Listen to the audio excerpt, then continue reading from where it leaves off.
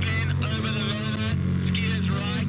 The line looks pretty thick down there. I think there's a couple drops, some big power flashes. You ready for this? Yeah, camera's ready. Are you guys ready? Dropping in 10, 9.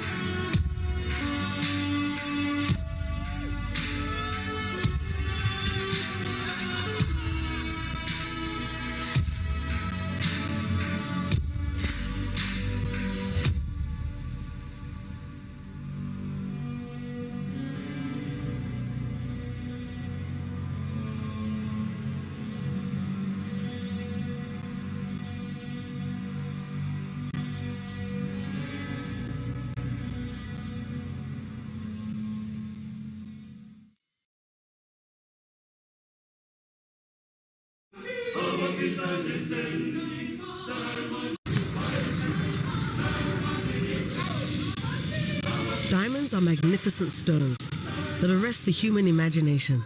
The Letseng mine has given the world some of the largest, most beautiful and most valuable diamonds in history.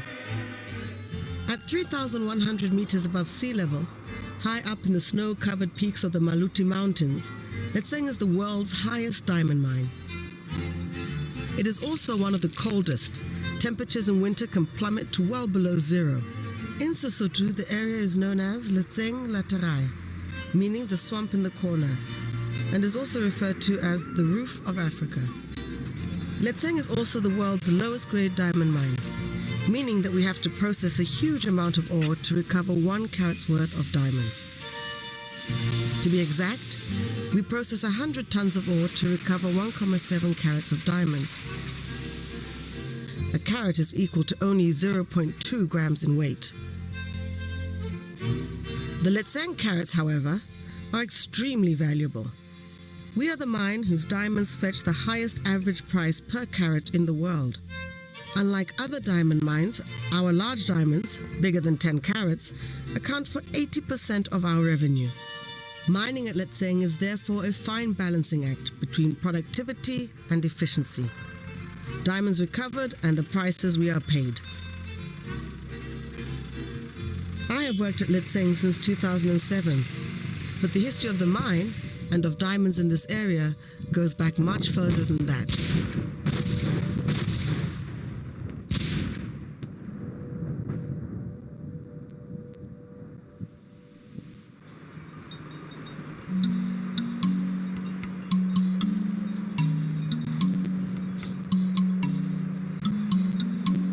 The Letseng pipe was discovered in 1957 by a British geologist named Peter Nixon.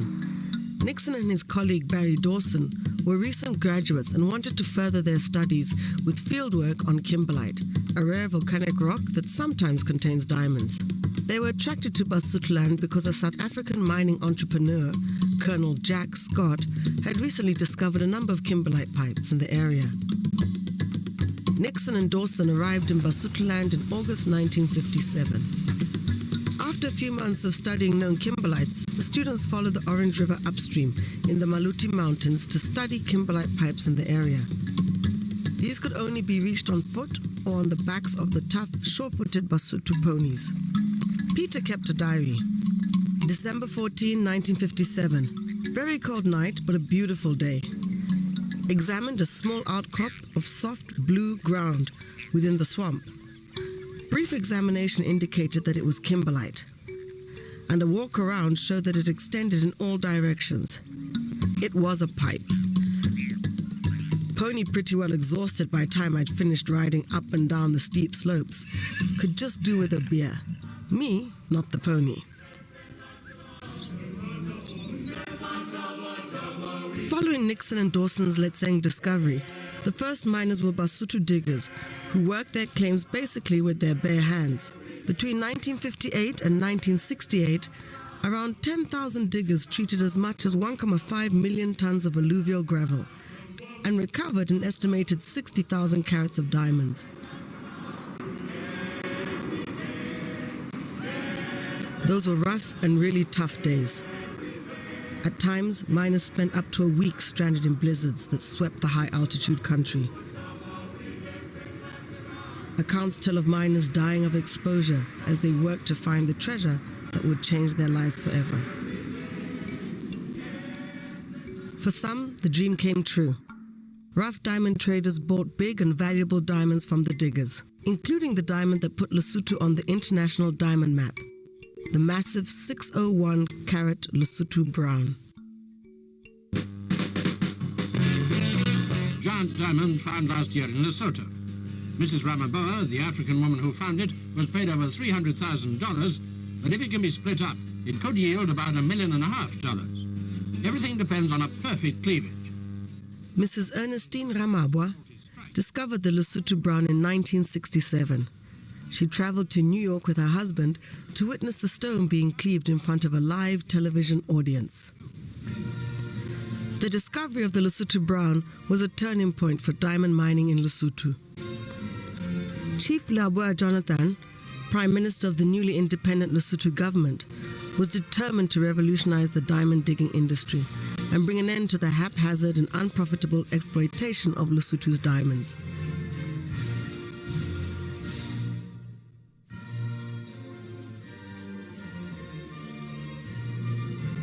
The government entered into negotiations with Rio Tinto Zinc, a London mining conglomerate. However, in their view, the extremely low-grade ore would render the mine effectively unprofitable, and in 1972, they called it a day. Chief Jonathan responded by approaching Harry Oppenheimer, offering him a diamond mining partnership with the Lesotho government. The chairman of De Beers couldn't resist. He apparently found the idea of discovering magnificent diamonds in the mountain wilderness to be especially romantic, despite the problematic economics.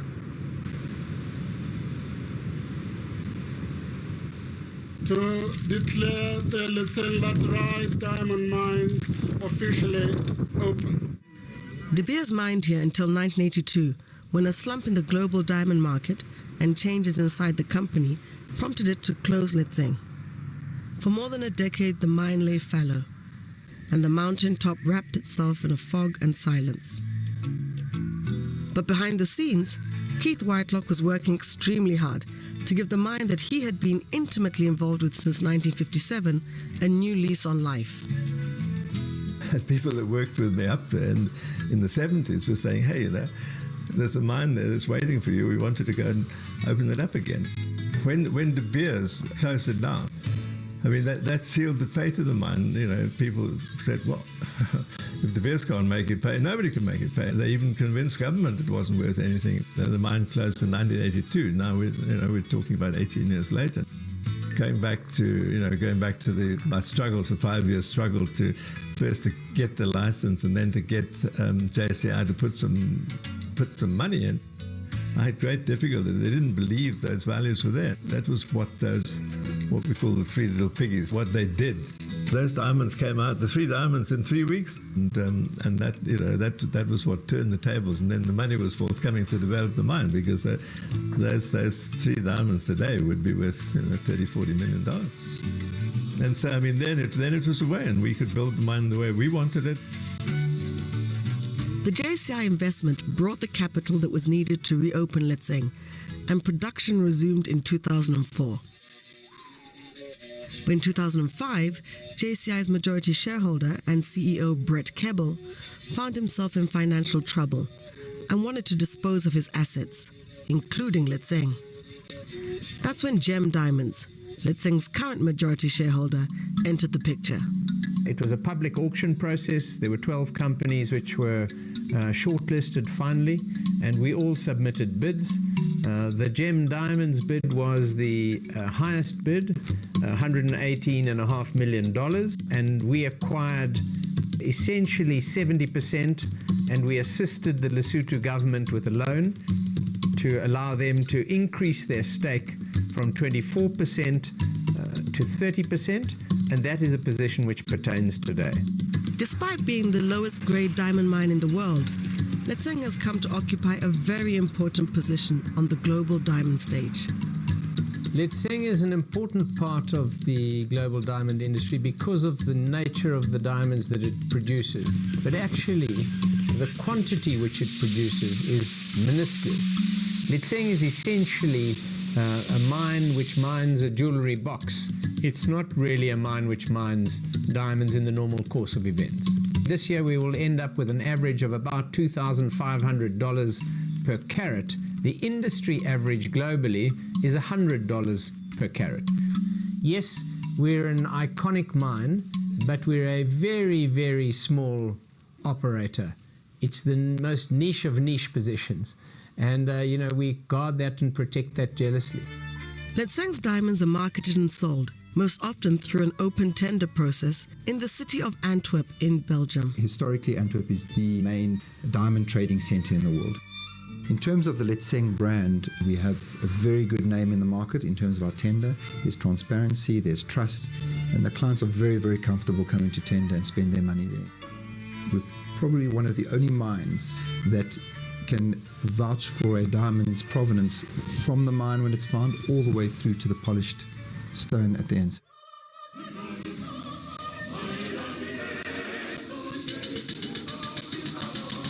Letseng subcontracts many of its business functions to Lesotho-based companies, small and large. Matekane Mining, a 100% Basotho-owned company, holds the mining contract and is the biggest contractor on site. The relationship between these two companies started a long way back. Since day one, it meant a lot of growth for MMIC as well as Letseng. When Letseng get started, we were holding 3 million tons in a year, 2004. But today we are holding 36 million tons of waste and ore combined in a year. The relationship that we have with Letseng, it has really meant a lot even to ordinary Mosotho. People that came without anything, they have now having houses, cars, and the list is endless, showing that the lives of the people have been changed as well, a lot.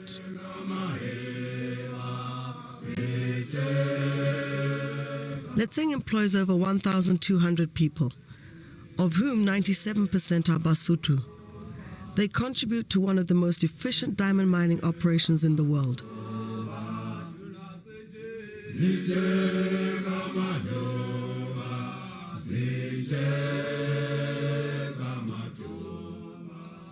Letseng is a very important contributor to the Lesotho nation, not only from a financial point of view, but also from an employment point of view, and the status of an iconic business which attracts attention around the world.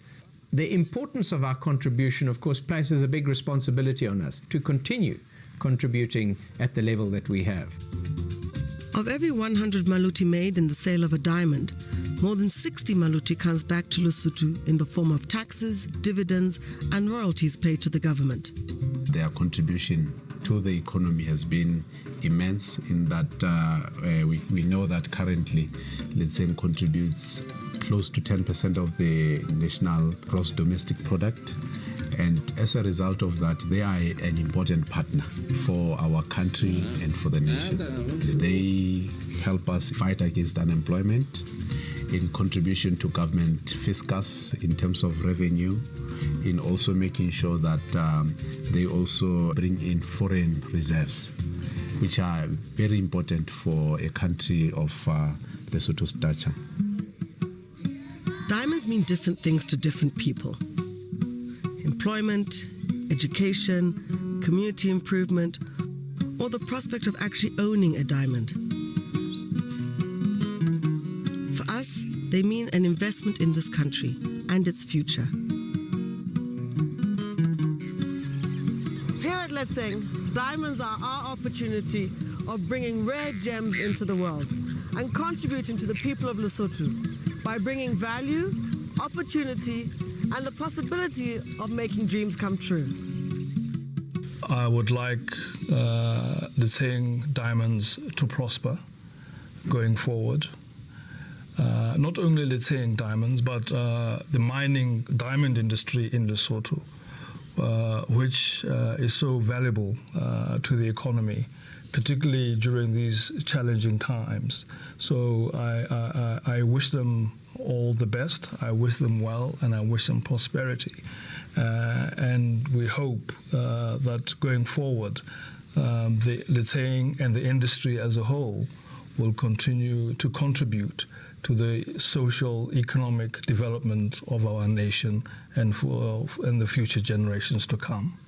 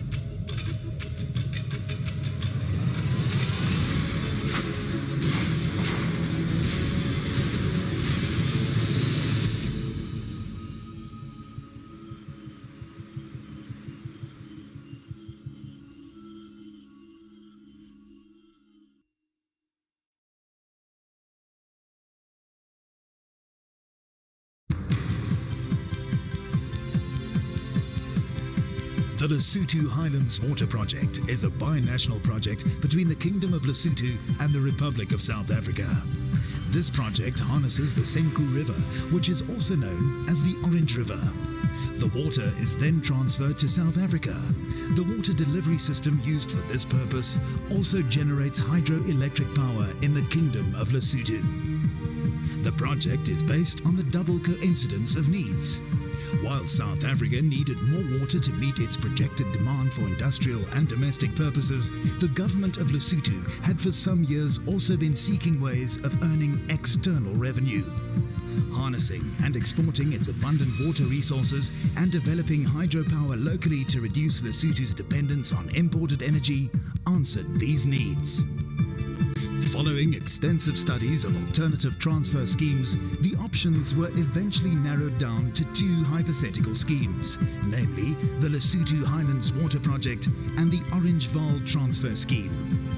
Based on the computation of the operating costs of each scheme, the conclusion was that the Orange Vaal transfer scheme would be twice as expensive as the Lesotho Highlands water project.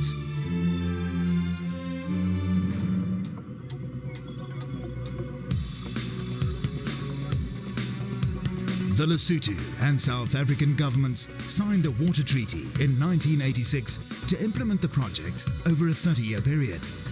The project was designed to, on completion of all 4 phases, transfer water to South Africa at a rate of 70 cubic meters per second. According to the World Bank, the project was the largest public sector undertaking in Africa at the time of its inception, involving the construction of the highest dam on the continent and large capacity tunnels to transfer water between the 2 countries. The first phase comprised the construction of the Katse Dam, the Mohale Dam, interconnecting tunnels and the Muela hydroelectric plant. Furthermore, infrastructure such as access roads, bridges, power lines, accommodation amenities and healthcare facilities were also constructed. The Katse Dam, located 2,000 meters above sea level, is the main intersection for the entire project.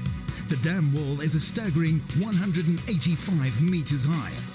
Water from other dams and subsequent phases collects at this dam.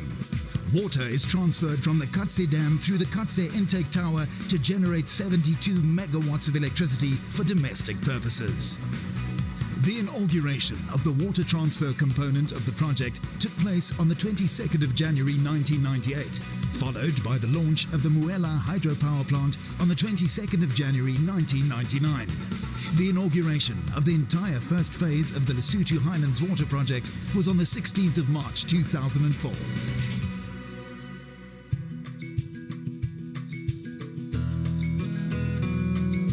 Several ongoing social and environmental programs ensue from the Lesotho Highlands water project. The Katse Botanical Garden covers 17 hectares and contains a rich diversity of birds, medicinal, ornamental, as well as utility plants. The garden was initially used to house plants that were rescued from the Katse and Mohale Dam basins.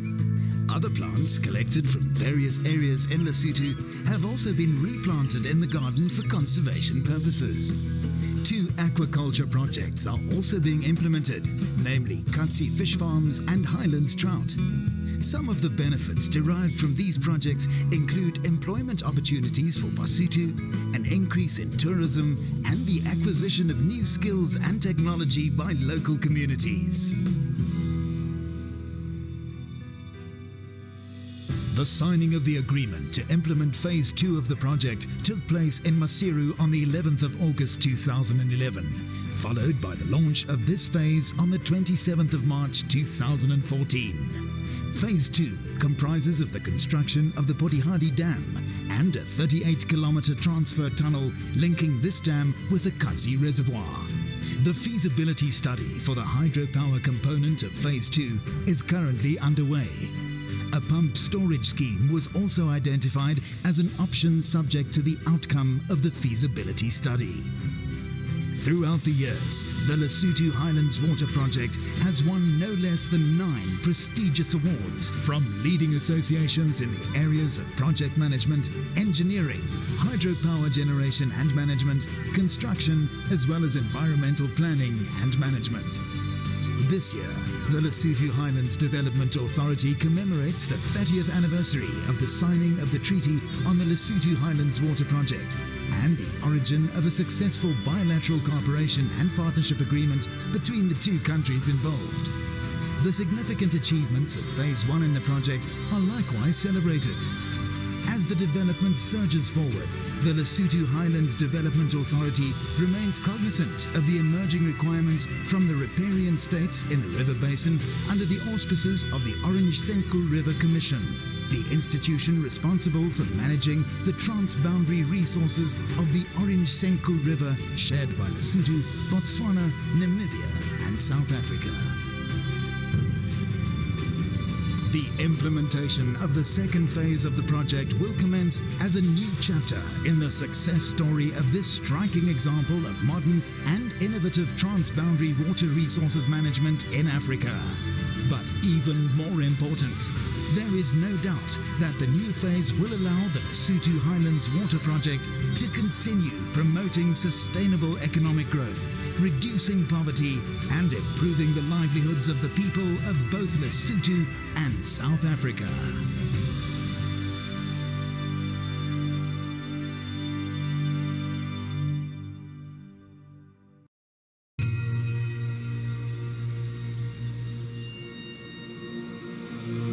In the clouded mountains of Africa, an incredible treasure was discovered. Its name is the Lesotho Legend, the fifth largest gem-quality diamond yet recovered in history. This unbelievable jewel was found in the Kingdom of Lesotho. This country holds some of the most breathtaking scenery in the world, from the waterfalls and canyons of the south to the nebulous mountains of the north. Its beauty is unique, but within its rich soil, buried deep down over billions of years, we find its most special treasures of all, which are the pride and joy of the Basotho people.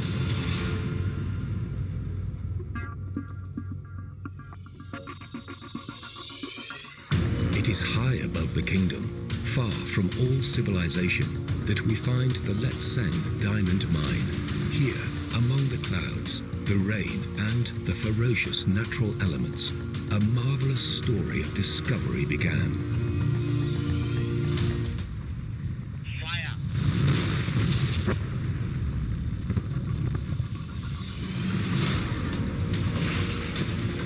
The Letseng mine is the highest diamond mine in the world, culminating at 3,200 meters above sea level. Its kimberlite deposits are so big that this mine will produce diamonds from an open pit mine until 2034.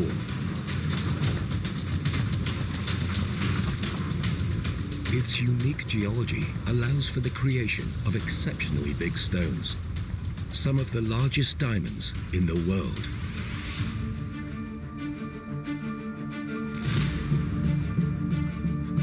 Co-owned by Gem Diamonds and the Kingdom of Lesotho, the mine produces diamonds of astounding quality. It is in this high-security room that one day the fabulous and unexpected 910-carat gem diamond was discovered, reaching the hands of the masterful sorters. The emotion was beyond words.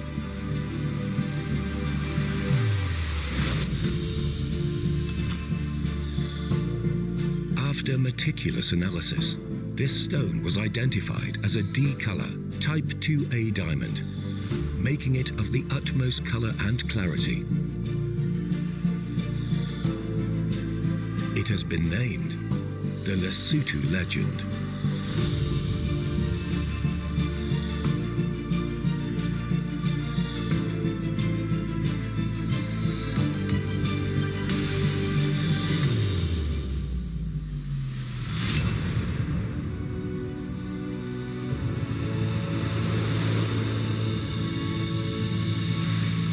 This diamond will fund the 910 Community Project. It is a milestone for the economy and for the people of the kingdom. Lesotho has unearthed more than a diamond. It has unearthed the pride, potential, and power of this land.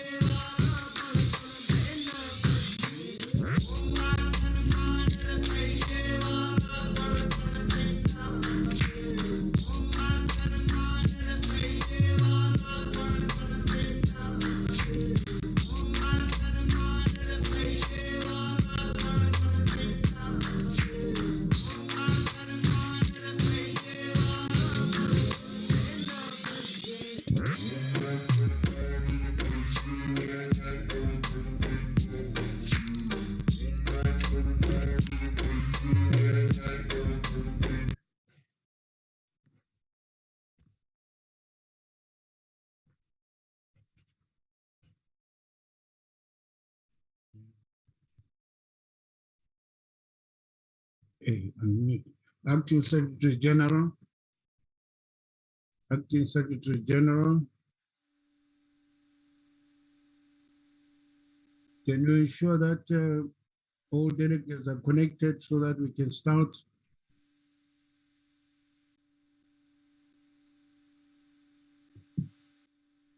Acting Secretary General. Good afternoon, sir. Good afternoon, Secretary General.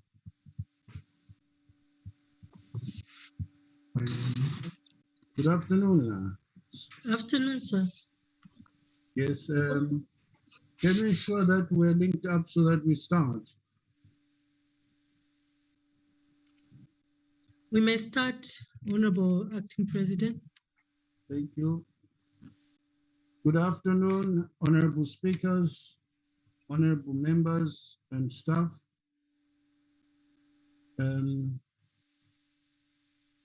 We are now going to have solidarity statements by partners on the adoption of the SADC modern law on gender-based violence. Now, pursuant to Rule of Procedure, Article 44, subsection 5, I've invited observers from various regional and international organizations that worked with SADC PF during the development of the SADC modern law on gender-based violence to deliver solidarity statements on this historic occasion of the adoption of this important modern law by the 50th Plenary Assembly. I now invite the following observers to deliver their solidarity statements. And I'm giving each presenter 5 minutes of delivery. The first presenter is Honorable Ambassador Fatuma Nyirakobwa Dangiza, East African Legislative Assembly representative.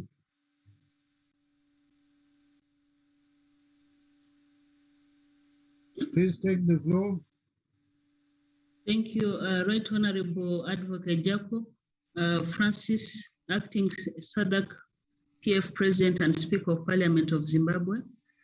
Right Honorable Sefiri Motanyane, Acting Vice President of SADC PF and Speaker of the National Assembly of the Kingdom of Lesotho. Right Honorable Speakers in attendance, Honorable Duarte Pacheco, President of Interparliamentary Union, Honorable Anne-Marie Mbilambangu, representing the Regio Women's Parliamentary Caucus, Honorable members of the SADC Parliamentary Forum, the Acting Secretary General of SADC Parliamentary Forum, UNFP on behalf of UN agencies, World Council of Churches, South African, representing religious leaders, Her Royal Highness Princess Mihanta Ramanantsoa, Madagascar, representing traditional leaders, distinguished delegates, ladies and gentlemen. I'm honored to be back on behalf of Right Honorable Ngoga Carol Martin, Speaker of Yala, to deliver a solidarity message on this special occasion of the adoption of the SADC model law on gender-based violence.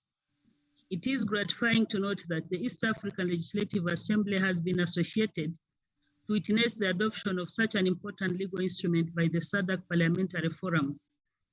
We in the East African region have made modest efforts towards eradicating GBV. The adoption of this model law provides us an opportunity to strengthen our synergy with SADC PF to outlaw GBV from our respective regions. Allow me at this juncture to congratulate SADC PF upon approval and adoption of the model law on gender-based violence. Gender-based violence is a serious concern that constitutes gross human rights violation of women's rights and a threat to peace and security in the African continent and globally. The model law is very comprehensive and has the best practice provisions that can be adopted by member states or adapted to fit their existing laws. I'm pleased to know that this historic milestone is happening a day after the 16 days of activism against gender-based violence, themed Orange the World, End Violence Against Women Now.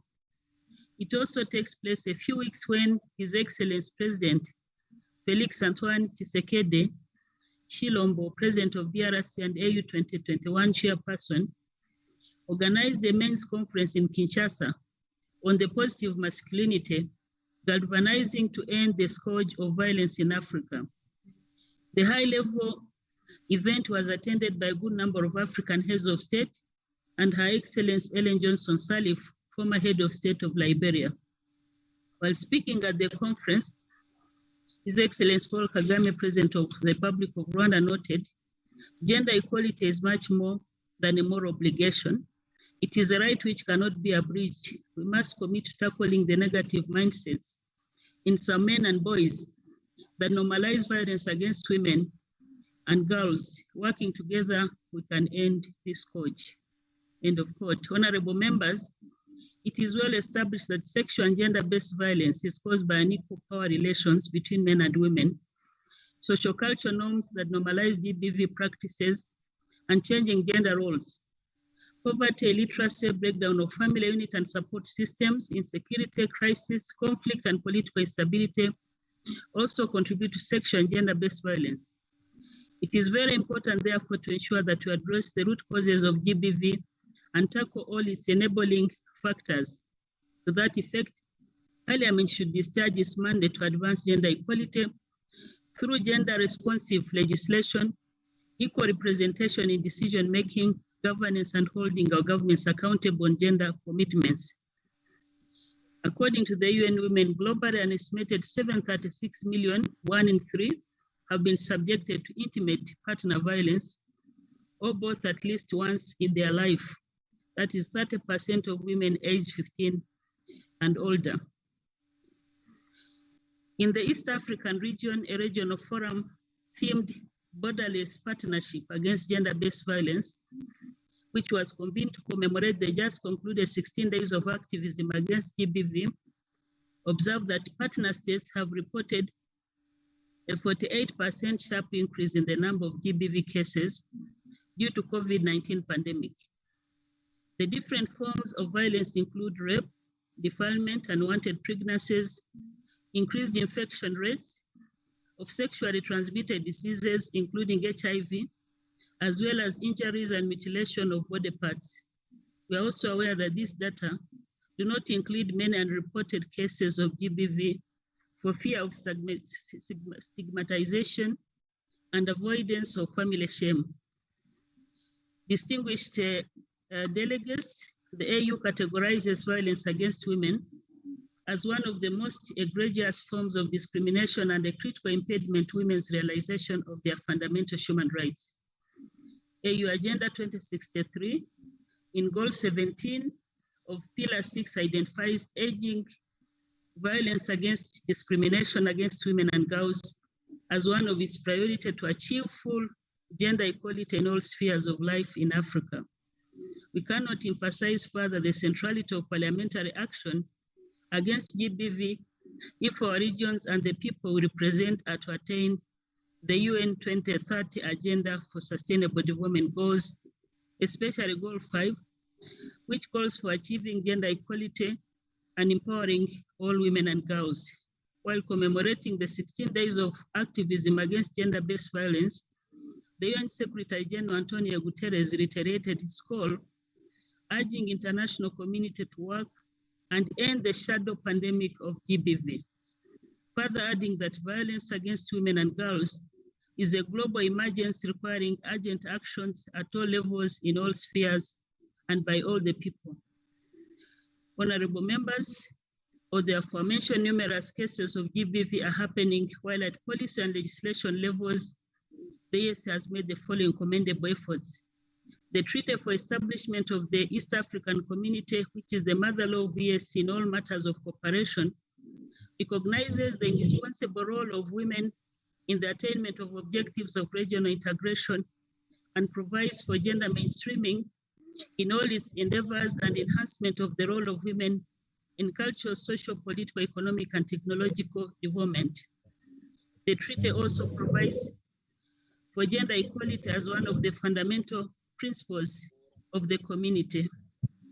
The ESC has developed regional gender policy accompanied with ESC Gender Policy Action Plan 2020-2025, ESC strategy for mainstreaming gender in ESC structures, organs, and institutions. The gender policy aims at, among others, strengthening measures to prevent and respond to gender-based violence and other harmful cultural practices. The guiding principles of the policy include principles of equality and equity as enshrined in key international and regional frameworks and are mutually reinforcing, as well as the principle of affirmative action. EALA passed the ESC Gender Equality, Equity and Development Bill 2016. The bill builds on partner states' commitment not to discriminate against any person on grounds of sex or gender as one of the cornerstones of good governance. It seeks to ensure gender equality and address the threats resulting from HIV and AIDS, human trafficking of women, men and children, in particular the feminization of poverty and GBV, amongst others. EALA enacted the Prohibition of Female Genital Mutilation Bill 2016, which seeks to promote establishment of a regional coordination mechanism to coordinate and catalyze efforts of partner states to eliminate female genital mutilation in one generation.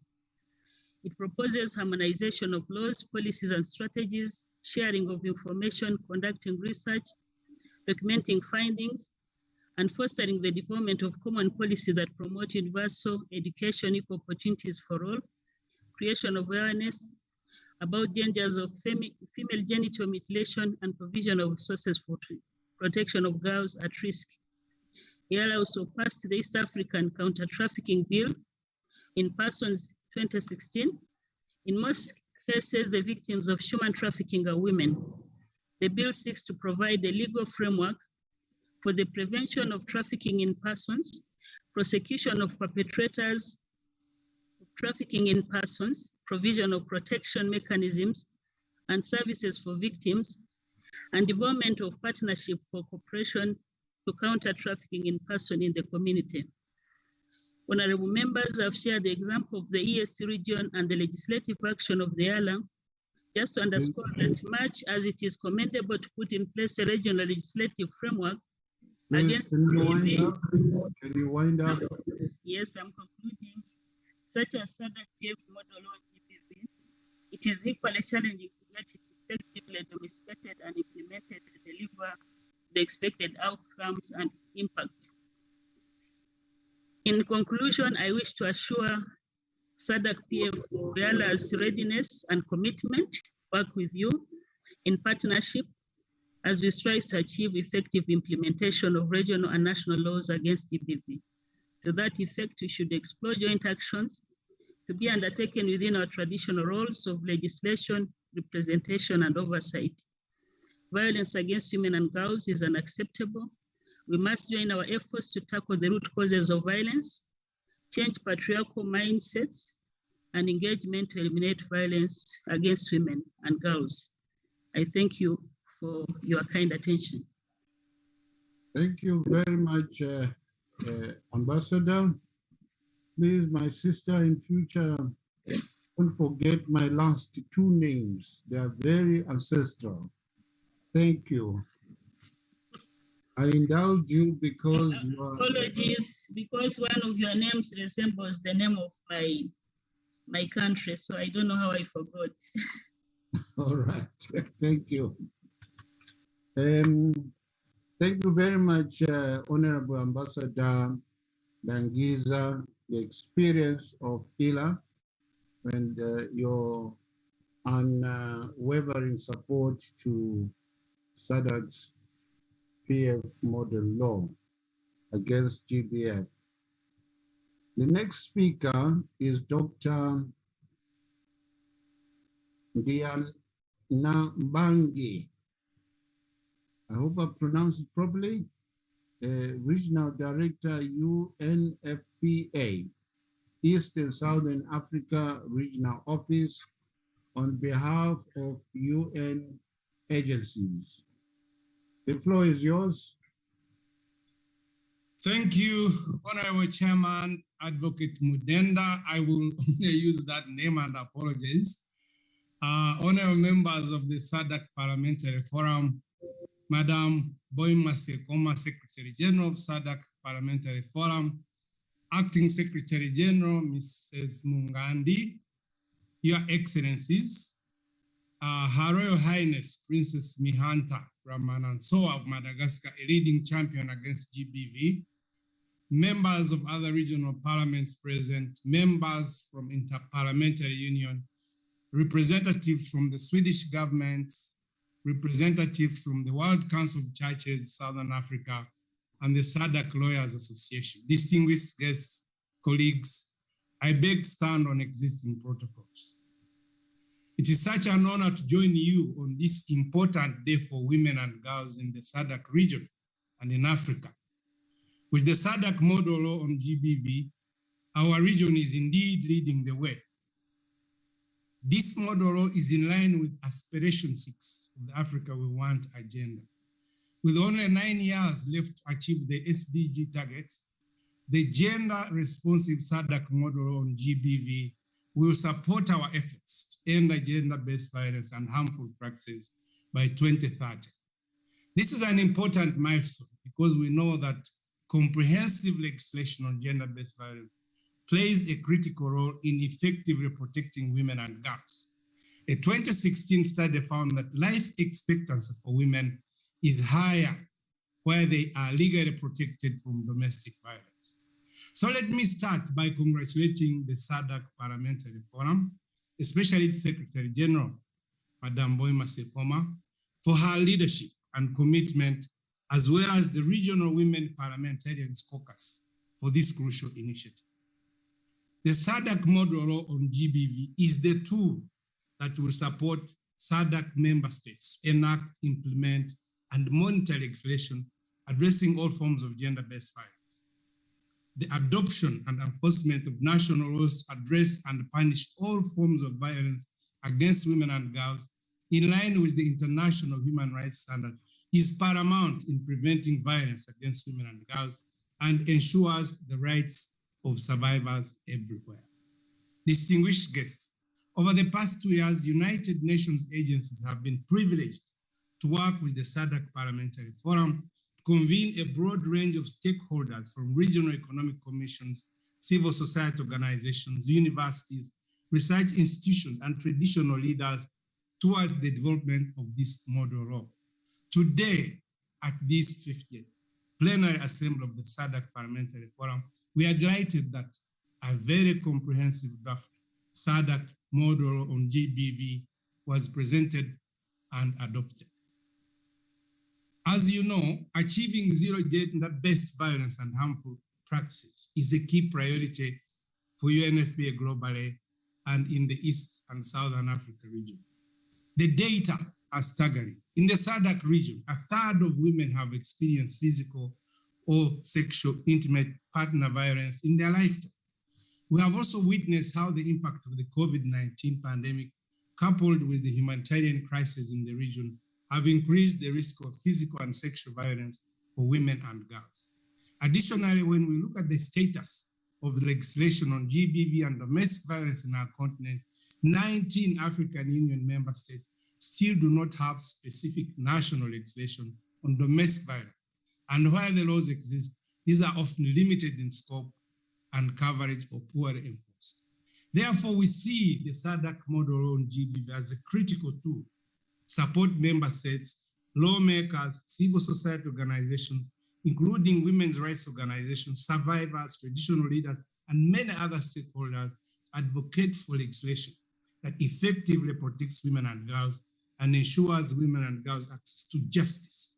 Legislation must empower women and girls, especially those farthest behind.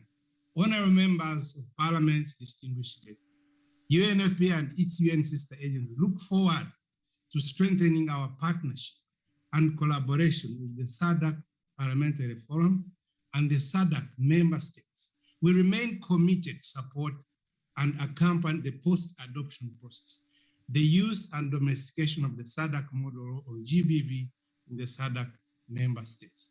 Congratulations once again for this landmark.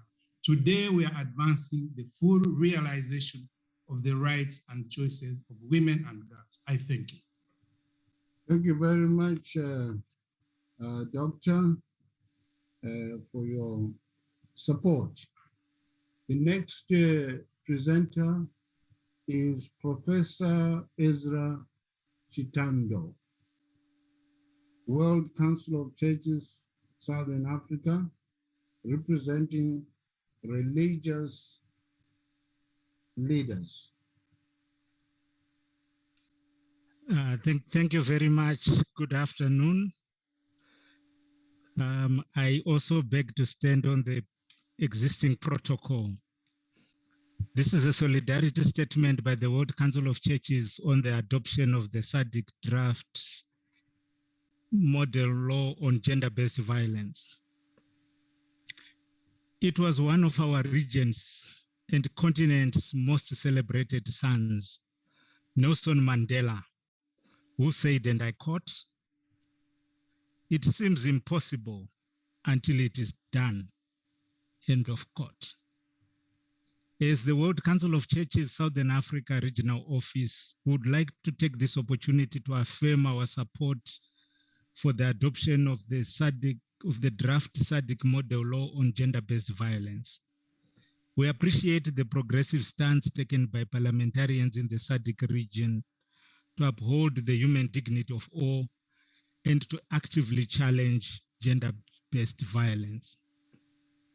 The World Council of Churches is a fellowship of 349 churches from more than 120 countries, representing over 580 million Christians worldwide.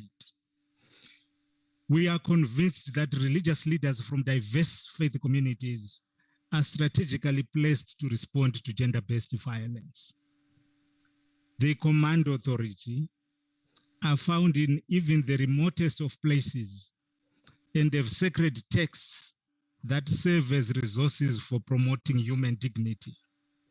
Working with other stakeholders and making effective referrals, including utilizing legislation on gender-based violence, religious leaders can promote the health and well-being of women and girls, boys and men. As the World Council of Churches, we salute our region's parliamentarians for their prophetic and progressive action in getting us to this landmark occasion. We appreciate the sterling work they've done and pledge to continue our activism in addressing gender-based violence. For example, through the Thursdays in Black campaign and in partnership with other activists, we strive to work towards a world without rape and violence. Distinguished colleagues, we encourage all participants on this platform to learn more about the Thursdays in Black campaign, and our regional office is ready to partner with you. We undertake to mobilize our constituency of religious leaders to serve as facilitators to ensure justice for all survivors of gender-based violence and to provide support for survivors through our trauma transformation processes as needed. We call upon other stakeholders to ensure that we utilize the model law on gender-based violence to achieve justice, peace, and development at individual, family, community, national, regional, and continental levels. Faith, hope, and love. I thank you and over.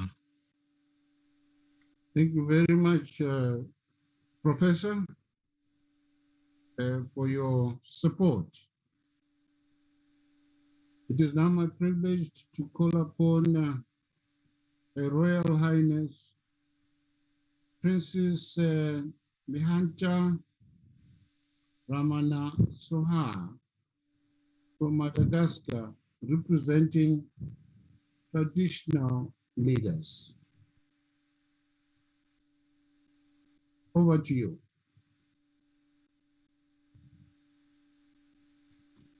Excellencies. Excellency.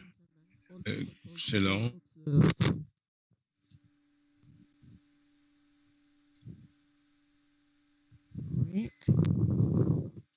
At a time when the West tends to circle its wagons because of geopolitical and health context, our South African Development Community region proposes, on the contrary, the vision of gathering its member states around a common identity beyond borders and cultures. Africa must take its destiny into its own hands and adapt international normative tools to serve its development in all its dimensions. I would like to express my gratitude to SADC Parliamentary Forum for having been one of the driving forces behind this ambitious construction. I am particularly honored to have been invited to deliver a statement of solidarity for the adoption of the SADC Model Law on Gender-Based Violence at this 5th Plenary Assembly of the SADC Parliamentary Forum. As you might know, we are fighting in Madagascar to support the draft law decriminalizing therapeutic termination of pregnancy, presented by Honorable Mas Ghulam Ali. Madagascar is one of the few countries in our region where this medical act is criminalized under Article 317 of the Penal Code, even if the pregnancy endangers the woman's life, and even if the fetus is not viable. I was the first personality to have taken a public stand in favor of this proposed law, and I am currently the only Malagasy traditional leader involved in this fight. This shows how sensitive I am to this standard legal framework that you are going to give to the treatment of gender-based violence, which will complete the promotion of human rights in general. I congratulate you on the huge stakeholders consultation, including traditional leaders, that you have initiated to develop this model law on gender-based violence. It lifts my heart because it shows the way and therefore brings hope. Our fight for the decriminalization of therapeutic termination of pregnancy will succeed. It's just a matter of time. Traditional leaders will continue to work with you in the advocacy that lies ahead. I congratulate the Secretary General, Buemo Segoma, the members of the Southern African Development Community Parliamentary Forum, the Secretaries General and their teams for their dedication to making parliamentary democracy live in the SADC region. And as we celebrate the 5th Plenary Assembly of the SADC Parliamentary Forum, I wish for even more effective inter-parliamentary collaboration and the success that this honorable institution deserves for the next 50 years. Thank you for your attention. Thank you very much, Your Royal Highness. When we get the support from traditional leaders, we are assured that the ancestral spirit will make us succeed in our endeavors. Thank you. Hi. Before I get to the room, it's in my next movement. Speaker, last but not least, Mr. Stanley Nyamanindi, Chief Executive Officer, the SADC Lawyers Association. Please, you have the floor. Thank you very much, Honorable President, Vice President, Honorable Secretaries, Speakers, the Secretary of the SADC PF and your team, represented esteemed representatives of organizations in the SADC region that have worked close in hand with this process and those who are partners of the SADC PF. I greet you and thank you for this opportunity to speak on behalf of the President, the Executive Committee, the Council and members of the SADC Lawyers Association. And I think we speak with one voice, Mr. Chair, when we say that the SADC Law joins the Southern African family in celebrating the milestone achieved by SADC PF in adopting this SADC model law on GBV. It is a clear demonstration of the pedigree and consistency of the leadership of SADC PF and our collective body of parliamentarians to effective legal protection measures in the SADC region. And these are at the heart of helping the Southern African community to eliminate the scourge of gender-based violence. Beyond the statistics of gender-based violence victims, the negative impact we see and read in media, in newspapers, the real victim, in our view, is a society in which women and the vulnerable do not have protection. We remain weaker than our weakest links, and strengthening the power of women to realize equality is a step in the right direction in terms of political and economic development for the Southern African region. The model law on GBV is a statement and a call to arms.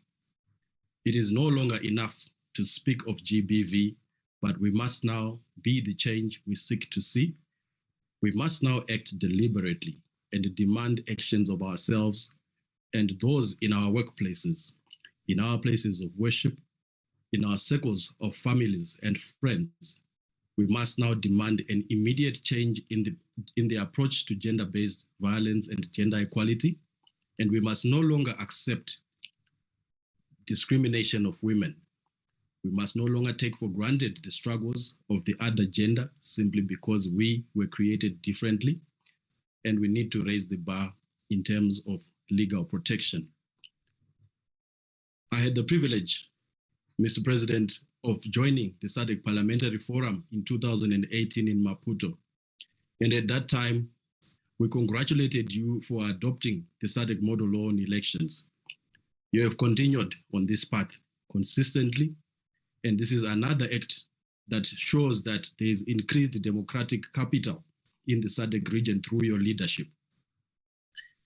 All of these laws are good investments for the development of our region, not only in general terms, but in terms of changing the lives of that young African woman, that young adolescent girl who must walk 5 kilometers to fetch firewood, to fetch water before going to school, in deference to a male colleague.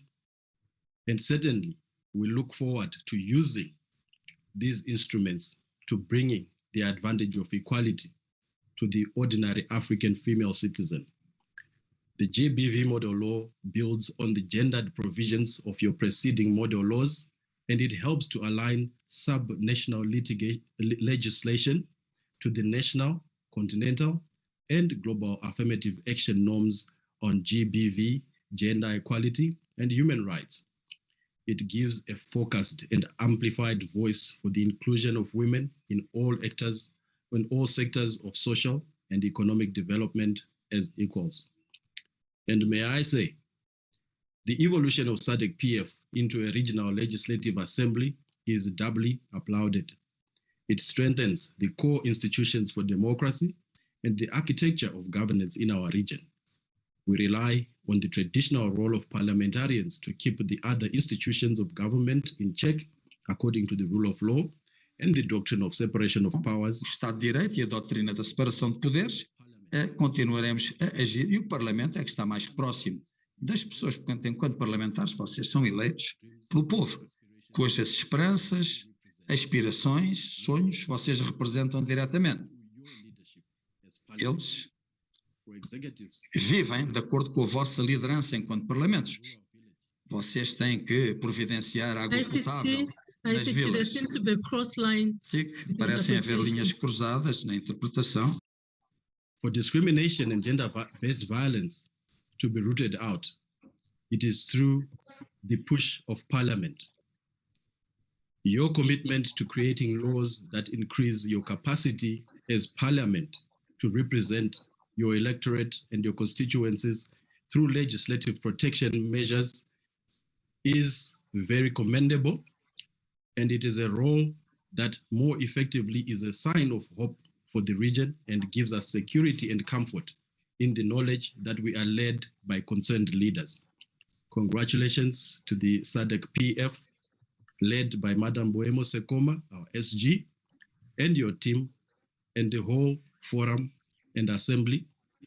Not only do we commit our cooperation and collaboration in terms of the technical legal drafting perspective, but we are very much alive that there is a lot of work to be done in regard to walking the walk and building infrastructure and in calculating attitudes that we need for our region to successfully reject GBV in all its forms and effects. I thank you. Thank you very much, Mr. Nyama Indi, for your unflinching support. And obviously, when you get the support from the pedigree of lawyers, you are sure that you work within the legal framework as defined by the modern law that has been adopted today. I want to thank all the partners who have tendered their solidarity statements and say to them, the journey has just begun. What is more important now is that the partners must assist us in the implementation of the modern law by ensuring that it will help in the domestication of our laws vis-a-vis our fight against domestic violence. Thank you very much. I now call upon the Secretary General to read the third order of the day. Motion for the adoption of the report of the Standing Committee on Trade, Industry, Finance and Investment. Notice of motion for the adoption of the report of the Standing Committee on Trade and Industry, Finance and Investment. Honorable Anele Ndebele, the chairperson. Mr. President, sir, I beg leave to move the motion standing in my name on the order paper. Thank you. Any seconder? Any seconder? Any seconder? I see the hand there. Lesotho, Honorable Sita Musena.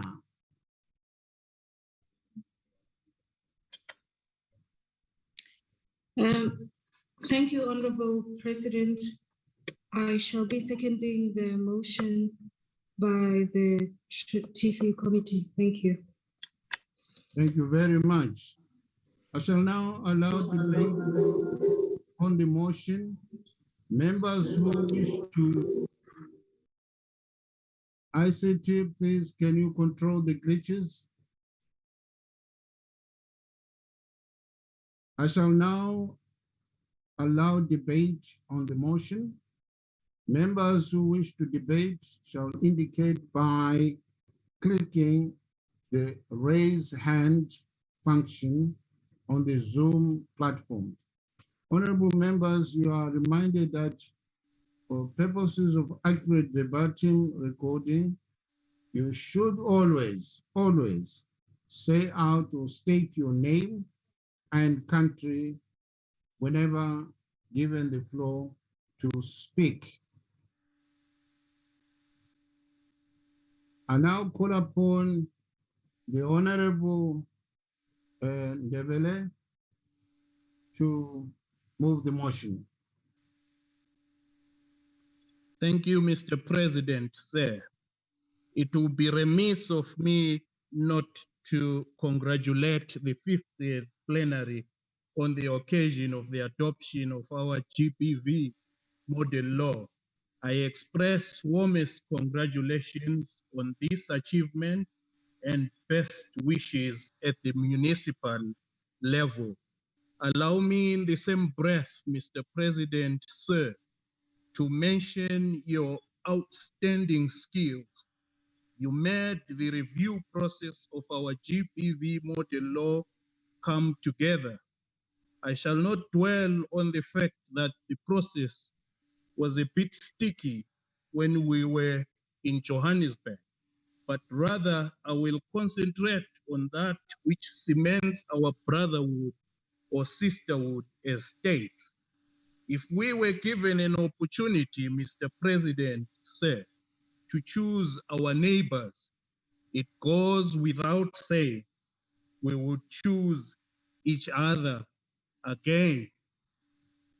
Mr. President, our report is aptly entitled, quote, Enhancing the Role of Parliament in Promoting Domestic and Foreign Direct Investment, and quote.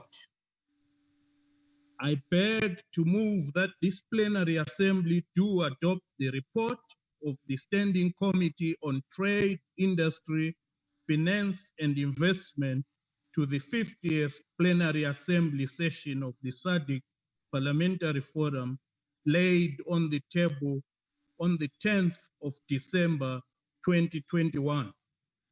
Mr. President, sir, in accordance with its terms of reference as contained in Rule 42, subsection 2 of the Rules of Procedure, the Standing Committee on Trade, Industry, Finance and Investment convened virtually on Monday, the 11th of October 2021 to consider the theme, quote again, enhancing the role of Parliament in promoting domestic and foreign direct investment, end quote. In carrying out this important task, the committee interacted with the Southern African Development Community, SADC Secretariat, and investment promotion agencies from Botswana, Mauritius, and Zambia. The committee also interacted with Dr. Gordon Moyo, an independent expert in investment policy and former Zimbabwean cabinet minister. Sir, since honorable members are privy to the contents of the committee's report, I will only comment on a few salient issues that emerged during the deliberations. From the outset, I wish to state that foreign direct investment in Southern Africa has been fairly unstable in the recent years, even before the advent of the COVID-19 pandemic. Indeed, Mr. President, while investment flows in the region have been low, the unprecedented effects of the COVID-19 pandemic have compounded the situation. This has placed severe pressure on investment activities. As such, it was necessary for the committee to relook at how the investment climate in the region as a whole and within the respective member countries can be invigorated to make the region a preferred investment destination. Mr. President, sir, as some honorable members may be aware, investment is a key variable for attaining economic growth, especially when coupled with the favorable investment framework. This is so because investment directly contributes to job creation, infrastructure development, increased production, and technology advancement, among others. Mr. President, from the interactions with experts, the committee established that the SADC region has an adequate investment framework in place, which could enhance both domestic investment in the respective national jurisdictions and foreign direct investment. In particular, the committee is concerned with the slow pace at which regional investment policy frameworks are ratified, as well as the non-implementation of the framework through harmonization with national legislation. The committee is of the view that this state of affairs is among the major obstacles to achieving greater levels of investment at regional level. Further, Mr. President, the committee learned with dismay that no member state had ratified the agreement to operationalize the SADC Regional Development Fund, RDF, and deposited the instrument of ratification with the SADC Secretariat. This is despite 9 countries signing the agreement.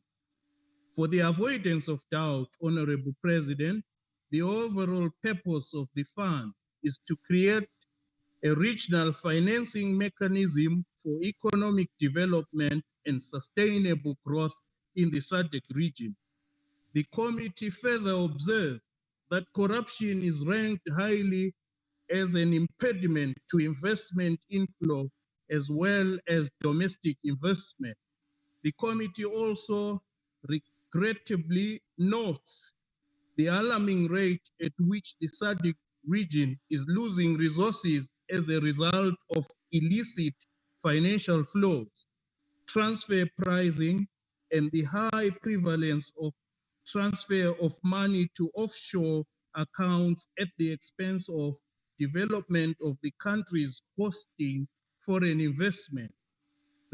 Regrettably, these vices, Mr. President said, have serious detrimental effects on the host country and are against the goal of economic transformation through investment. In view of the foregoing, Mr. President, your committee urges the 50th Plenary Assembly of the SADC Parliamentary Forum to 1. Urge SADC member states to domesticate international investment agreements and the SADC investment policy framework and harmonize international and regional frameworks with the national investment framework in order to enhance the flow of foreign direct investment, especially intra-SADC FDI. 2. Further urge SADC member states to play an active role in investment promotion and facilitation through participation in global networks to brand and promote the SADC region as the preferred investment destination. Thirdly, encourage national parliaments to play an active role in facilitating the ratification process of the agreement on the operationalization of the SADC Regional Development Fund, and member states to ratify the agreement in order for the fund to facilitate mobilization of meaningful resources to support regional value chains, mineral beneficiation, and other industrial projects in the region. Fourthly, your committee calls on SADC countries to leverage on available opportunities through trade agreements to which the region is party and strengthen diplomatic relations among SADC countries in order to boost intra-regional investment and optimize the potential benefits of intra-regional investment. 5. Your committee strongly encourages SADC parliamentarians in collaboration with the civil society to advocate for foreign investment that prioritizes the interests of the people and recognizes participation of the local investors. 6. We duly recommend a collaborative approach among SADC parliamentarians, the civil society, and the media in scrutinizing investment terms between SADC governments and investors in order to ensure that contract terms are designed to create opportunities for promotion of sustainable development and that they are favorable to the people. And last but not least, Mr. President, sir, your committee urges SADC governments to be deliberate about eradicating corruption, which has a corrosive impact on business operations and investment, in order to provide a fair environment for competition by all investors and boost investor confidence. In conclusion, Mr. President, sir, let me seize this opportunity to thank the Secretariat and the resource persons for the valuable support rendered to the committee. Mr. President, sir, I beg to move. Thank you very much. Thank you very much for your presentation of the motion. I now call upon the seconder to make your presentation. Thank you very much, Honorable President. Once again, my name is Honorable Tsepang Tshita Mosena from the Parliament of Lesotho. Honorable President, I rise to support the motion that this Assembly do adopt the report of the Standing Committee on Trade, Industry, Finance and Investment, moved by the Chairperson, Honorable Anele Ndebele, just now. In seconding this motion, so ably moved, I would like to highlight a few points that may have not been covered extensively by the Chairperson. Mr. President, the growing population combined with the regional market, diverse economic context, and enormous resource endowments in the Southern African region, Southern African Development Community region, SADC, presents a unique opportunity for fostering both domestic investment and foreign direct investment in member countries. Within this context, SADC is well positioned to stimulate business activities, boost investment, and transform economies of its member states. Honorable President, in order to appreciate this role played by the special economic zones as key policy instruments for attraction of investment for industrial development, the committee interacted with selected investment promotion agencies, namely from Botswana, Mauritius, and Zambia. What emerged from these interactions with the investment promotion agencies was that with the potential benefits associated with foreign direct investment, it is not astounding that most governments offer investment incentives. Economic zones have therefore been adopted to attract foreign investors and facilitate industrial activities. However, Mr. President, the committee is of the strong view that while it is important and beneficial to the region to attract foreign direct investment through various incentives, it should definitely not be at the expense of domestic investors. As representatives of the people, parliamentarians need to be mindful to ensure that meaningful incentives are also equally prioritized and provided for domestic investors in order to support expansion of domestic investment. Honorable President, it is also worth paying attention to normal conduct by SADC governments to sign investment agreements or contracts in the absence of public scrutiny as represented by Parliament, among others, and without due diligence as regards the provisions of the agreements. Ultimately, this bears financial commitment on current and future generations.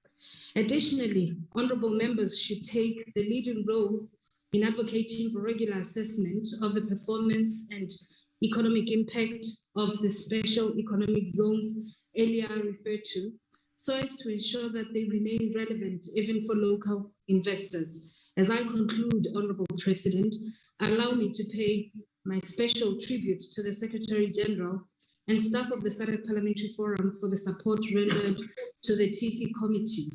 With these remarks, Mr. President, I beg to second. Thank you. Thank you very much, Honorable Tsita Mosena. for seconding the motion. As I indicated earlier on, members can now respond and debate by raising your hands, and you're given 4 minutes to do so, maximum time.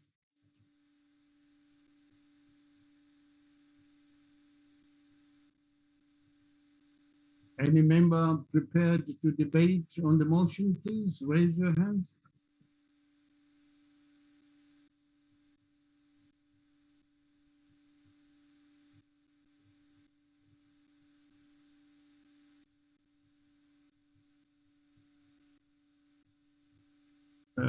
I see, I'm not sure, Honorable Alfred Kimea. Which country is that? Tanzania. Tanzania. Yes. Welcome, Tanzania. Please proceed accordingly. Okay, thank you, Mr. President. I would like to support the job well done by the committee. The committee have highlighted the item regarding the role of Parliament in promoting domestic foreign, FDI in region, and we can see FDI in the region is about $42 billion. But we can see the outbreak of COVID-19 pandemic have caused tremendous slowdown of FDI in the region by 35%. This slowdown of FDI have brought a number of lessons across the region to take measures to combat the pandemic. While other countries took strict lockdown measures, but we in Tanzania will resort to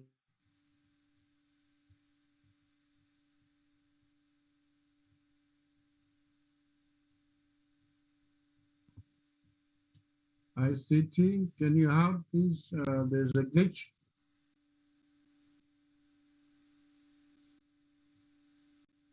ICT. Hello? Please proceed.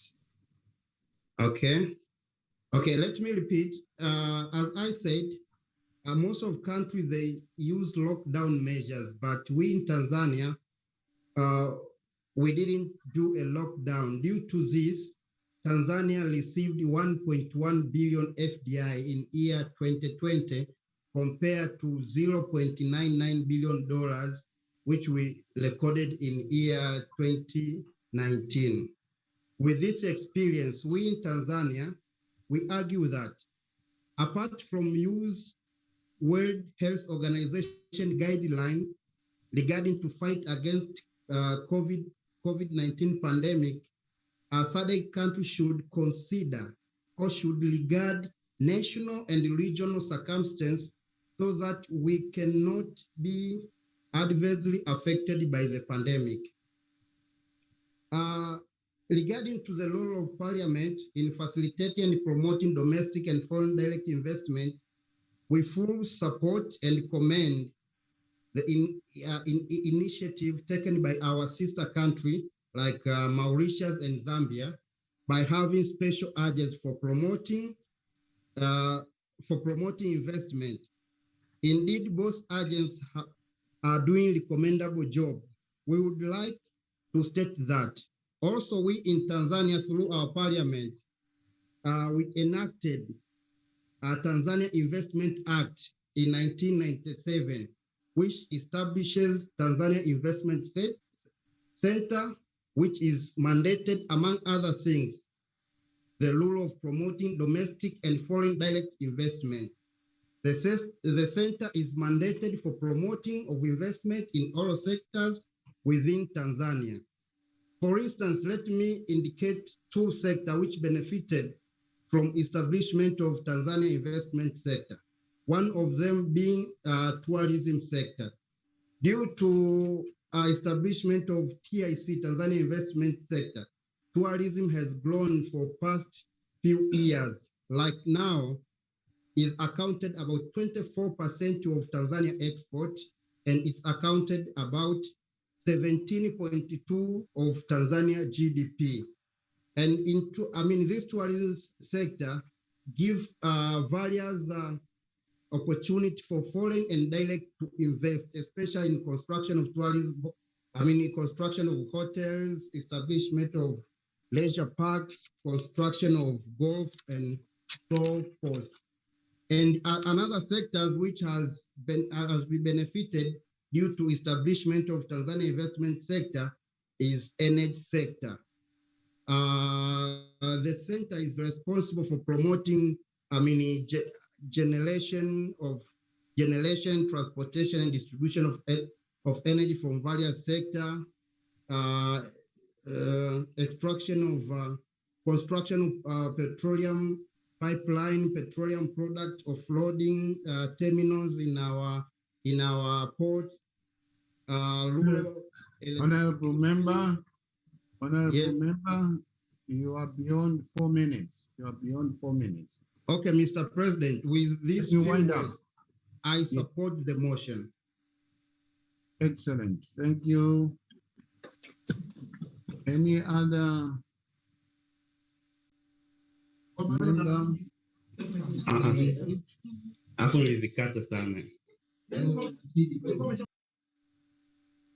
Please raise your hand so that we can see you.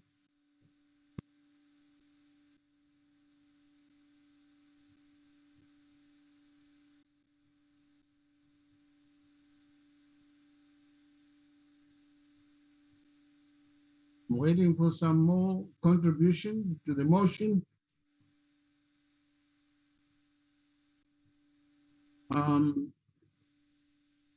Honorable Jeffrey Mulebwa. Honorable Jeffrey Mulebwa. Thank you, Mr. President, for according me this opportunity to submit my humble opinion on the motion on the floor. I totally support the motion. I, however, feel that a lot has to be done to enable us achieve the goals that we want to achieve as member states of SADC. By this, I make reference to, for example, where trade is concerned. I think that a lot has to be done in the sense that as it is now, if I bought some goods from Zimbabwe, when I come back into Zambia, I'll be charged customs duty, which I think in itself takes us a few steps backwards. Instead of us having a free movement of goods and people, we find ourselves still battling with bureaucracies at the border.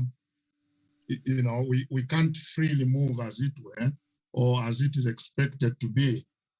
So I think that is one area that needs to be looked at to boost the movement of our people, and as well as to make trade easier. I don't see any reason why, after I've bought goods from Zimbabwe, why I should pay duty when I come to Zambia, when in actual fact,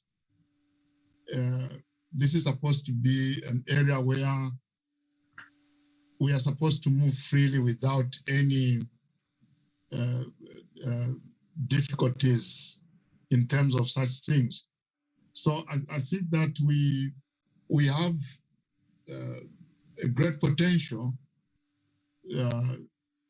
to have our area blossom in terms of trade, industry, and so on. But I think we need a bit more of willpower to ensure that our people are not restricted in their movements, as well as lift the payments of customs duty when goods are bought from any of the SADC member states.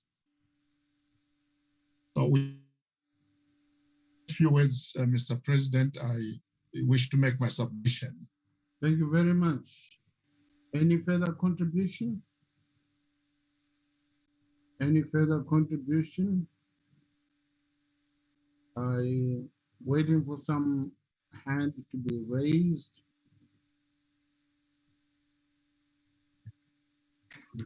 There are no other hands, Mr. President. Thank you very much.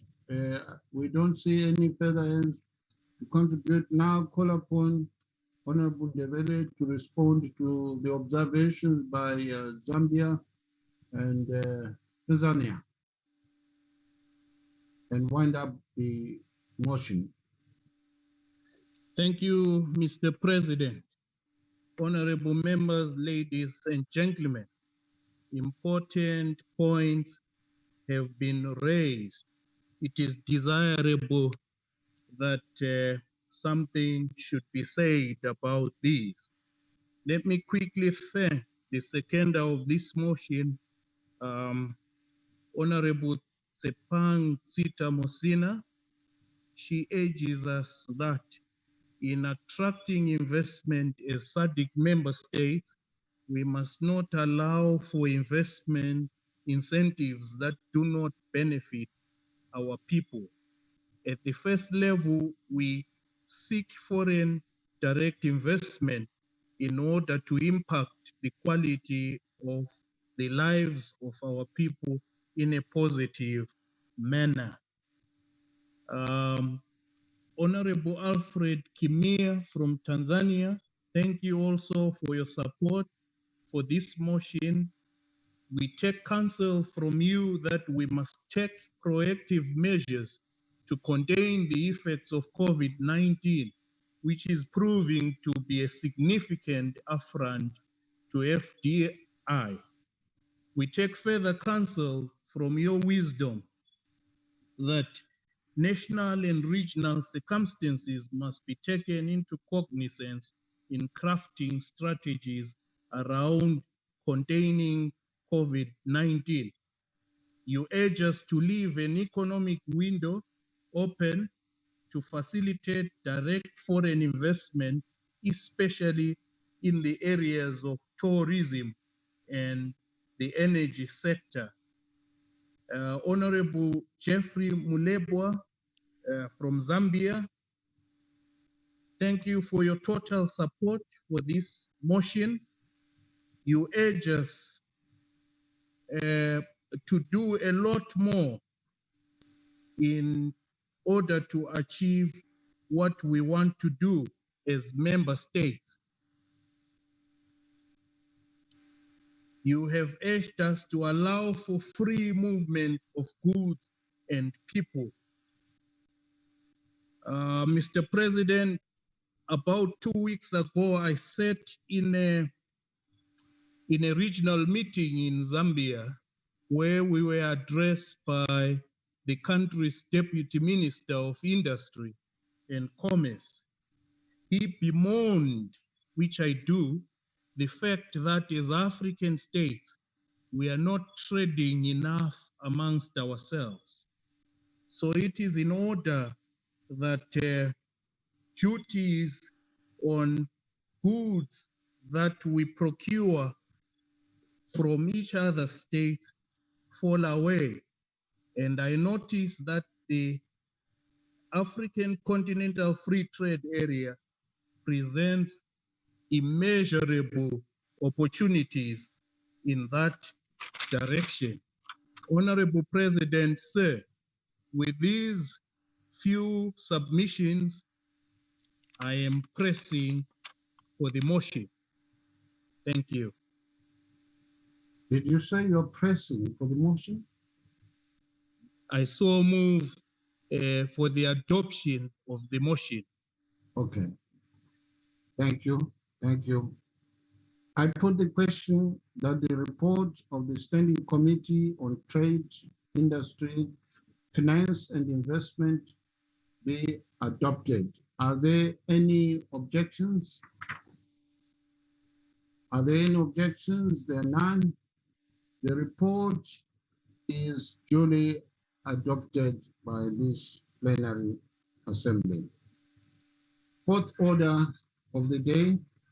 The SGA shall read the fourth order of the day.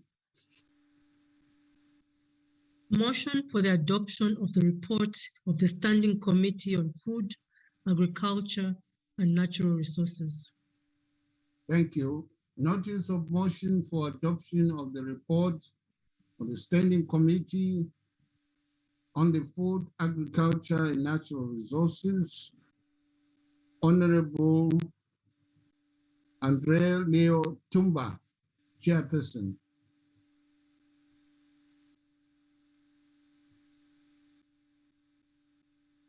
Honorable Tumba, please take the floor. Je présente la motion en mon nom. I'm presenting the motion in my own name. Thank you, Merci beaucoup. Yes. Who seconds? Any seconder? Any seconder? I second. President. I don't recognize. Where are you? The screen. Senator Mahati. We seconding.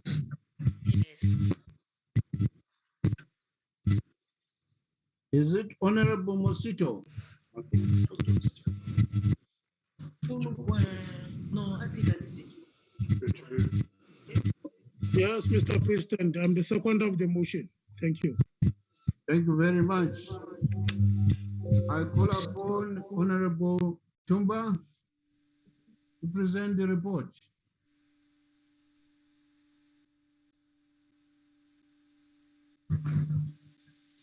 Monsieur le Président, Mr. Chairperson, I propose that this plenary assembly adopts the report of the Standing Committee on Food, Agriculture and Natural Resources of the PF of the SADC during its 50th plenary assembly of the PF of the SADC, which has been presented, tabled on the 10th of December. Mr. Order. Can the interpreter please move the mic towards himself so that we can hear better the translation? Sorry, my apology. Please, okay.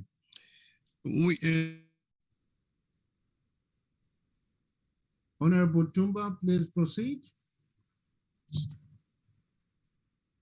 Honorable Tumba. Monsieur le Président, Chairperson, I propose that this plenary assembly adopts the report of the Standing Committee on Food, Agriculture and Human Resources, Natural Resources of the FP of the SADC for its 50th session of its plenary assembly of the aforesaid parliamentary forum, which had been tabled on the 10th of December 2021. Mr. Chairperson,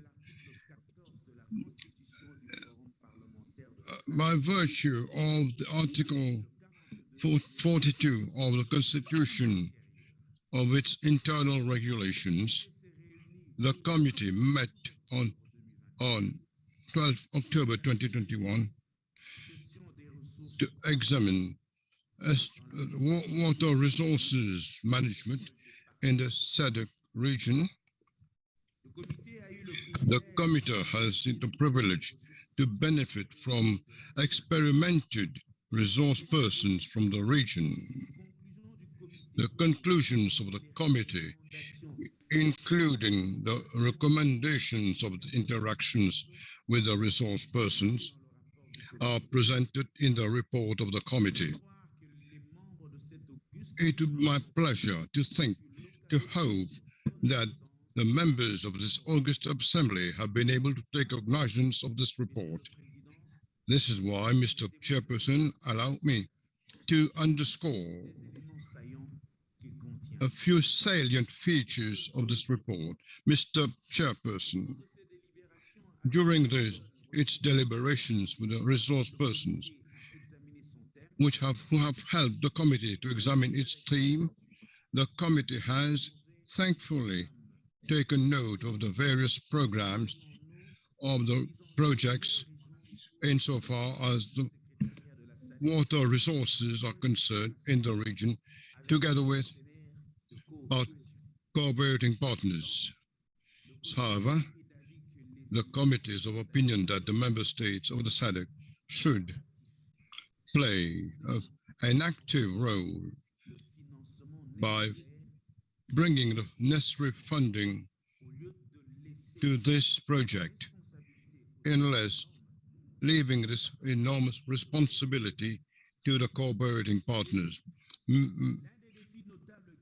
Mr. Chairperson, one of the major challenges encountered by the committee during its deliberation has to do with the incapacity of the region to attract $64 million of investment, jeopardizing thus the investment projects in the region.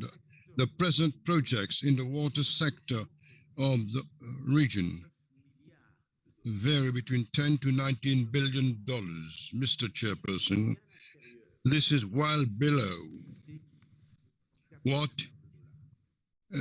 that needed of $64 billion. In the light of what has just been said, let me underscore the fact that if the region does not significantly invest in favor of its water resources, it will be practically impossible to reach the objective, one of our objectives of sustainable development insofar as water is concerned.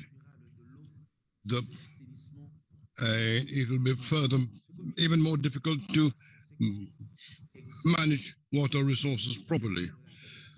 So the committee would like all the member states of SADC to do their best to give a priority to mobilize resources in favor of the water sector so as to promote investment which may guarantee our resources, our water resources. Mr. Chairperson, another important question of which the committee has taken cognizance is the fact that as water resources are becoming more and more complex, jeopardizing agriculture, health, and the energy sector inter alia. So it is imperative to intensify our efforts in favor of a sustainable management of water and to process it scientifically. In this respect, the Secretariat of SADC, under the auspices of the EU, has a project in mind for water, so as to allow us to face the various challenges which are connected to water resources in the region. Mr. Chairperson, the committee is happy to announce that with help,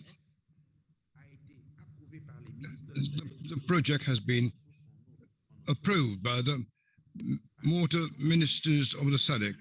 Consequently, a regional instrument has been developed to promote this project. This instrument will be used inter alia to select investment programs in the context of water, energy, food in the region.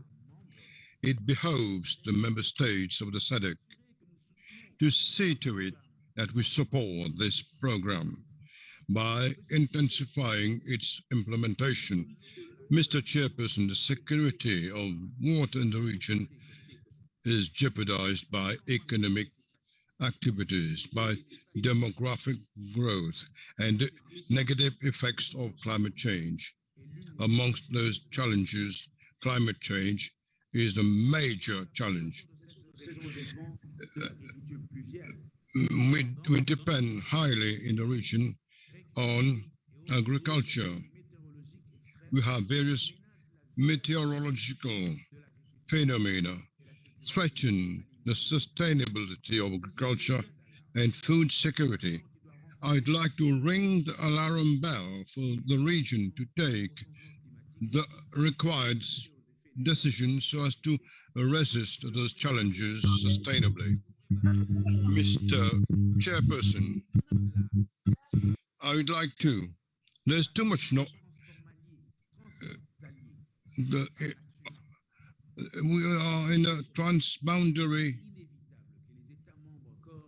landscape. The member states must coordinate the development projects so that the development actions of one member state do not impact negatively on another state. In this context, the committee exhorts the member states of the SADC to find governance structures, so as to guarantee equity insofar as shared waters are concerned. Regarding the governance of transboundary waters, the committee takes good note of the efforts of the member states to streamline their policies. However, this committee would like to beg the member states and the parliaments to review and to harmonize on a constant basis the various political and legal states so as to promote the integrated management of water resources in the region. This will help us to guarantee a better implementation of our water resources in the region. Mr. Chairperson, allow me now to highlight another major concern which the committee has encountered in its deliberation. Well, Mr. Chairperson, the Assembly would perhaps hope that the quantity of underground water in the region be known. Without this jeopardizing the management of water, we would like to bring you to exert the right pressure on the governments so as to obtain the appropriate reaction from them, so that we may be better able to gauge the potential in underground water in the region. Finally, this committee would like to express its gratitude to the SG and the personal staff of the SADC PF for the enormous work which has conducted us to this report. The committee thanks all the resource persons for their precious contributions. And if this were to be implemented, the management of water resources of the region would be most successful. Thank you, Mr. Chairperson. Thank you very much, Honorable Tumba. Merci, honorable. Now allow the second Honorable Mosito to debate second motion. Please go ahead. Thank you, Mr. President. I rise to support the motion on the report on the Standing Committee on the Food, Agriculture and Natural Resources, which has been so able moved by the Chairperson, Honorable Leon Tumba, Member of Parliament. Mr. President, in agreeing with the mover of the motion, let me state from the outset that lack of coordination by member of states on water development projects is negating efforts to achieve sustainable water management. For instance, the construction of a dam or hydropower generation plant on a river on an upstream member state has a negative impact on another country downstream. The perfect example is the case of Lesotho and South Africa, also Ethiopia and Egypt.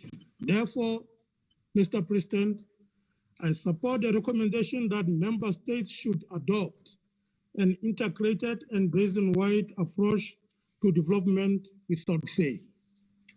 Mr. President, I also echo the movers' sentiments that water cuts across many sectors, thus water resource management should be multi-sectoral, encompassing key sectors such as energy, agriculture, among others. In this regard, all member states should support the Water Energy Food Nexus program being spearheaded by the SADC Secretariat in partnership with the European Union. Mr. President, I further agree with the mover of the motion that climate change is indeed threatening our region's water security and affecting agriculture production.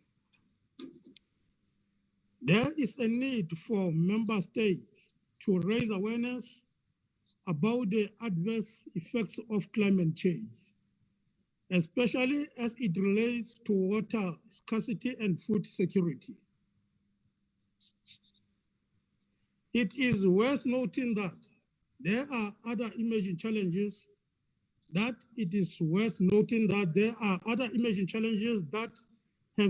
have the potential to affect water management in the region. Some of these include, but are not limited to, the COVID-19 pandemic, gender and social inequalities, all of which impact water resource management. Given the above, it is imperative to build the capacity of SADC parliamentarians to enable them effectively interrogate new emerging challenges as highlighted above. In addition, there is a need for SADC parliamentarians to strengthen their representative role and use it to raise awareness for the challenges that beset water management in the region. Finally, Mr. President, I welcome the proposal that has been put forward by the mover of this motion that SADC member states need to harmonize legislation across the SADC region to ensure a coordinated approach to water resources management.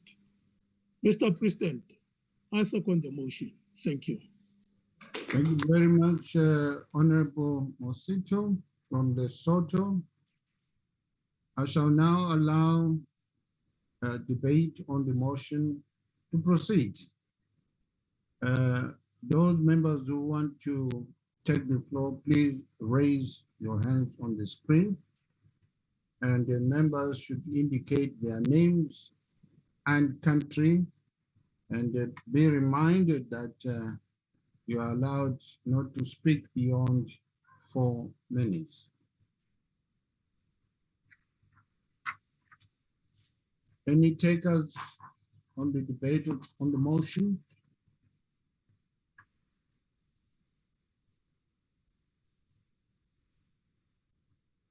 Water is life, and surely we must see some more hands coming up.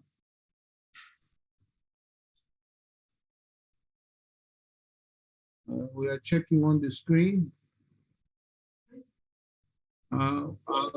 Yes, Tanzania. Honorable Maifunga. Honorable Maifunga. Thank you very much, Mr. President. My name is Honorable Howard Maifunga from Tanzania. I commend on the great contribution done by the committee on emphasizing the great importance of water in contributing to the growth of other sectors like economic growth and poverty reduction, public health, food security, and promoting environmental sustainability. I also agree that it is important for SADC members countries investing in water governance, water infrastructures, development, and water resources management for the better development of the water sector. Water and gender.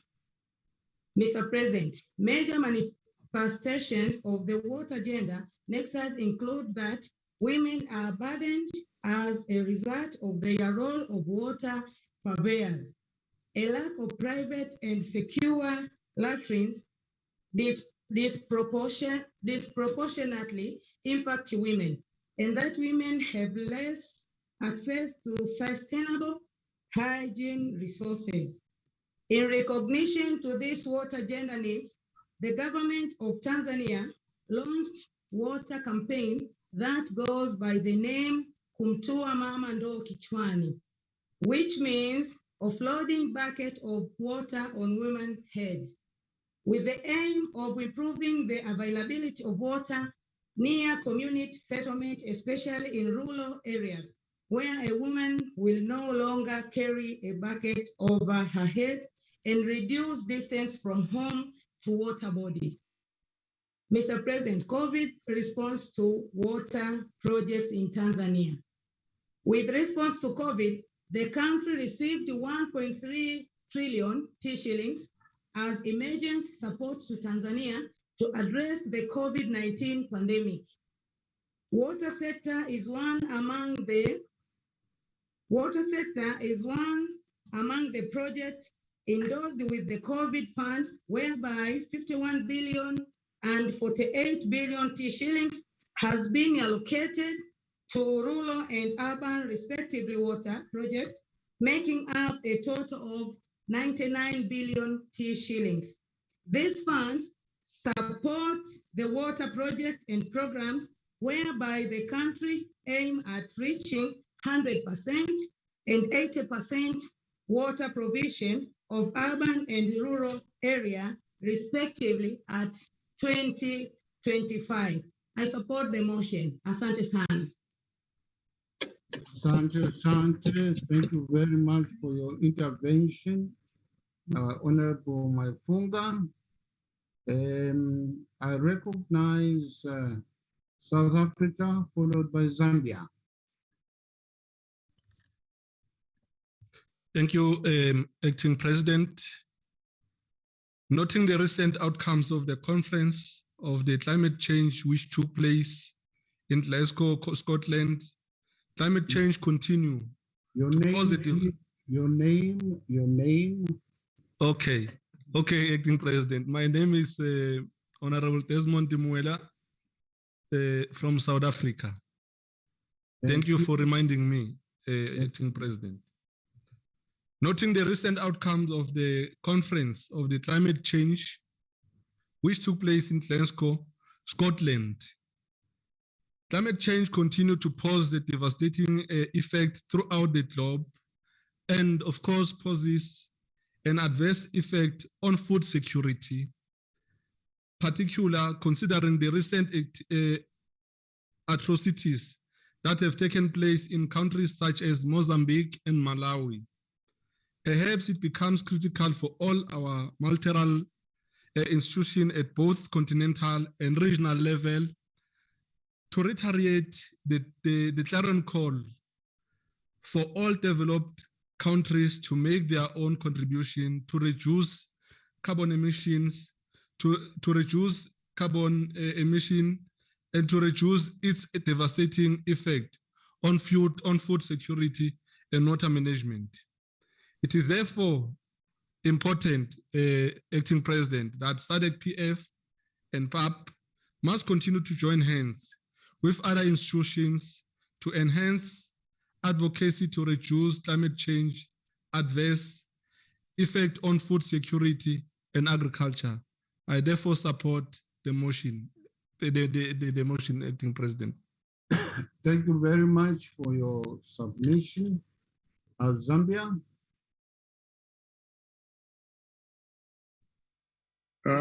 Thank you very much, Mr. President.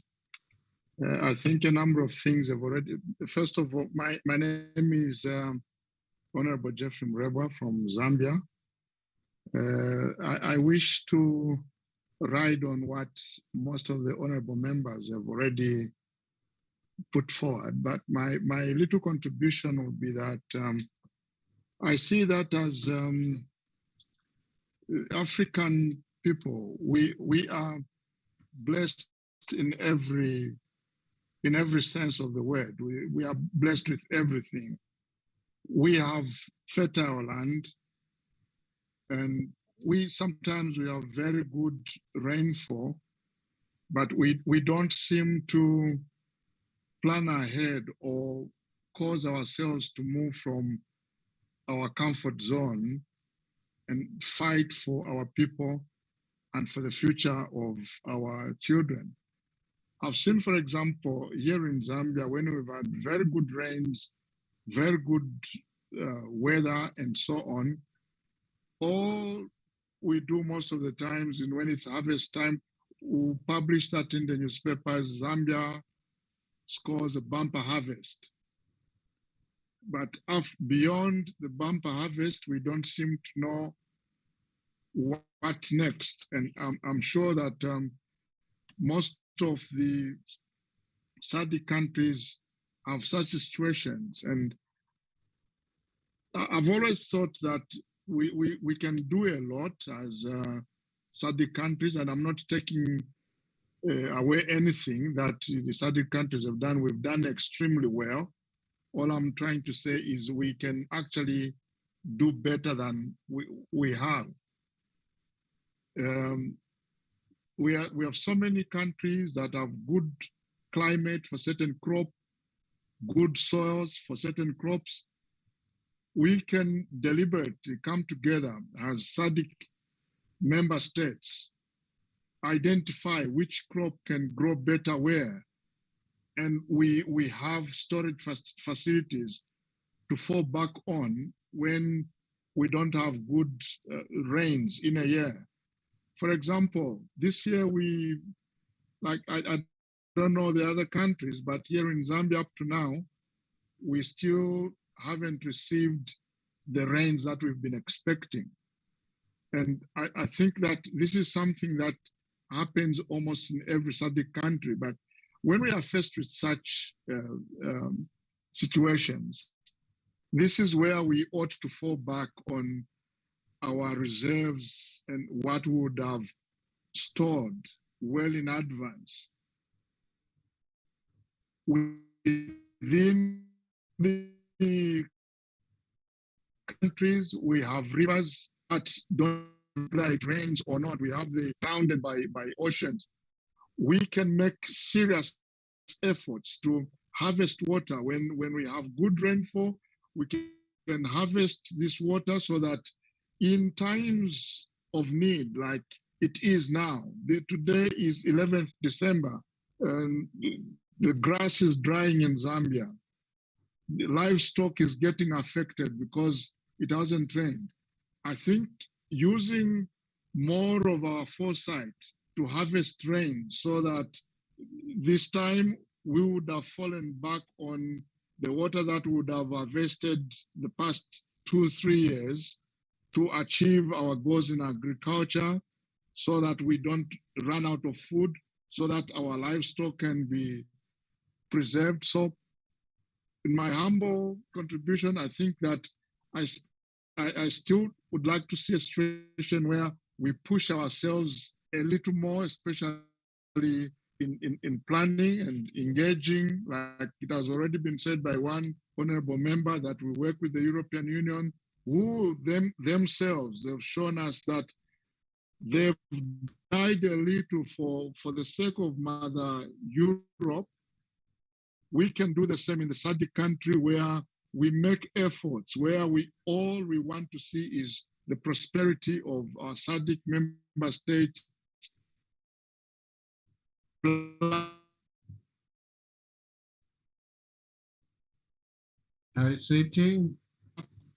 can you sort out the glitch? By the areas where particular crops can be off. I thank you. With this, I want. Thank you very much. I wish to make my submission. Thank you very much for the time accorded. Thank you, Honorable Mbeba from Zambia. Can you please put down your hand, as well as Tanzania? Put down your hand. Put down your hand, Tanzania. Zimbabwe, Honorable Mohadi. Thank you, Acting President. I also want to add my voice to this important motion. Mr. President, water is life, and without water, there is no life. So we should guard jealously against water should always be available because we need water. For example, Mr. President, our country, Zimbabwe, is an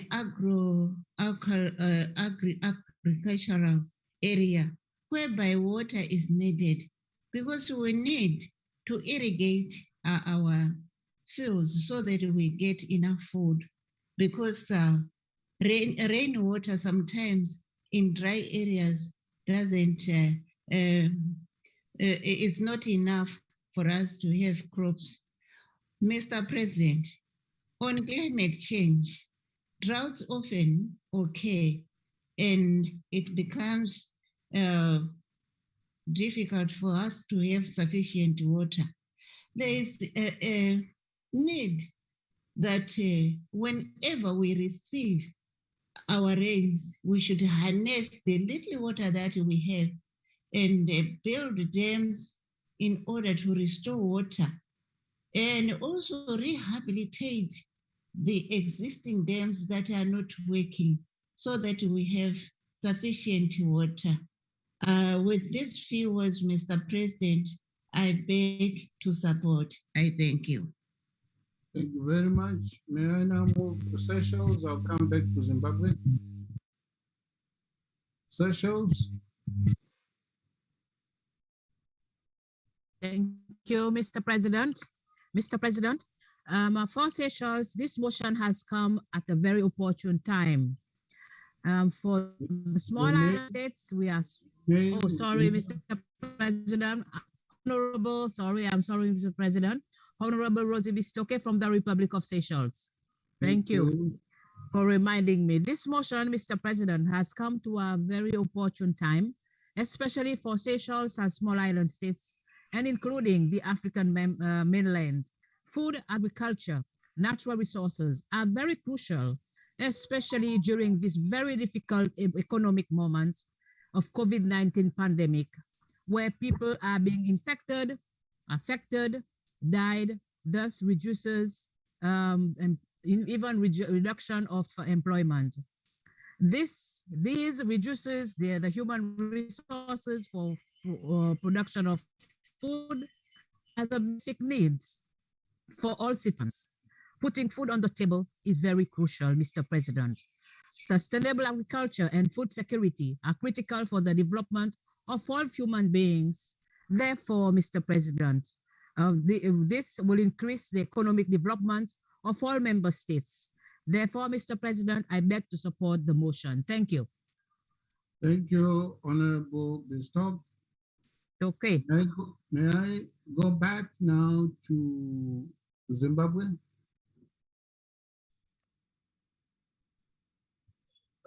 Thank you, Honorable President. I did not realize the Honorable Mohadi was going to speak on this motion, otherwise I could have deferred to her. But I'm grateful to her for expressing the fact that as the Zimbabwean caucus, we fully associate with this motion. Let me just add a few words, Mr. President, sir. I believe this is a motion that initiates or offers a dialogue platform. It also offers knowledge and tools to strengthen transboundary water cooperation.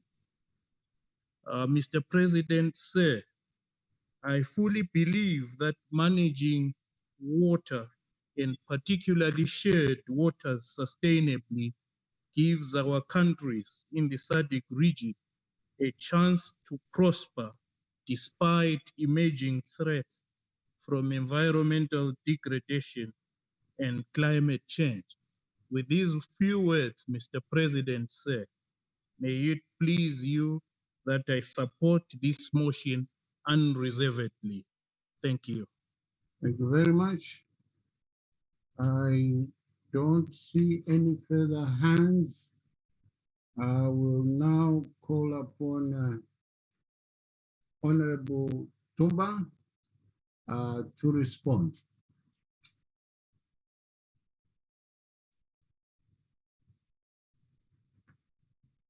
Monsieur le Président, je remercie pour la parole.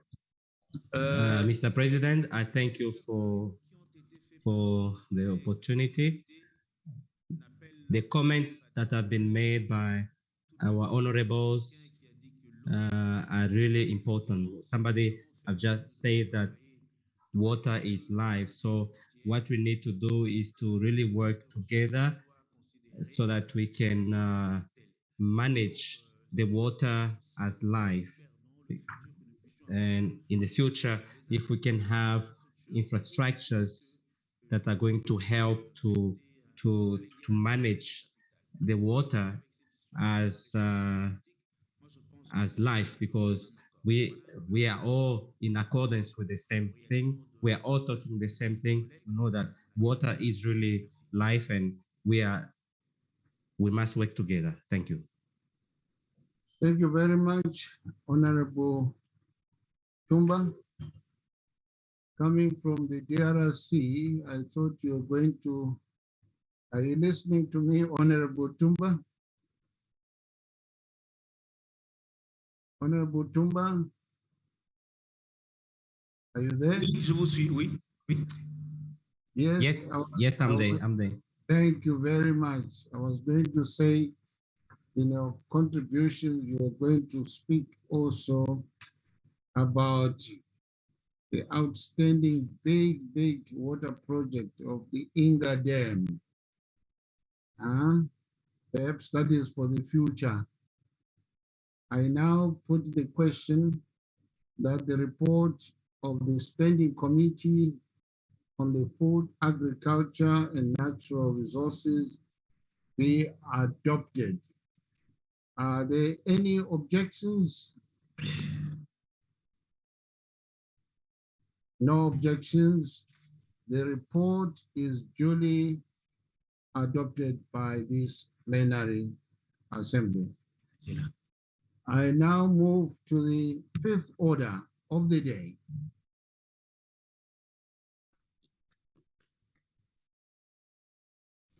The SJ shall read the fifth order of the day. Motion for the adoption of the report of the Executive Committee on Policy and Administrative Matters. Thank you, SG. Notice of motion for the adoption of the report of the Executive Committee on Policy and Administrative Matters. Honorable Doughty Ndiweni, member of the Executive Committee. Honorable President, I beg to move, standing in my name, that this plenary assembly do adopt the report of the Executive Committee laid on the table on this day, the 10th of December, 2021. Thank you very much. Any seconder? Any seconder? Yes, Honorable Bistock, Seychelles.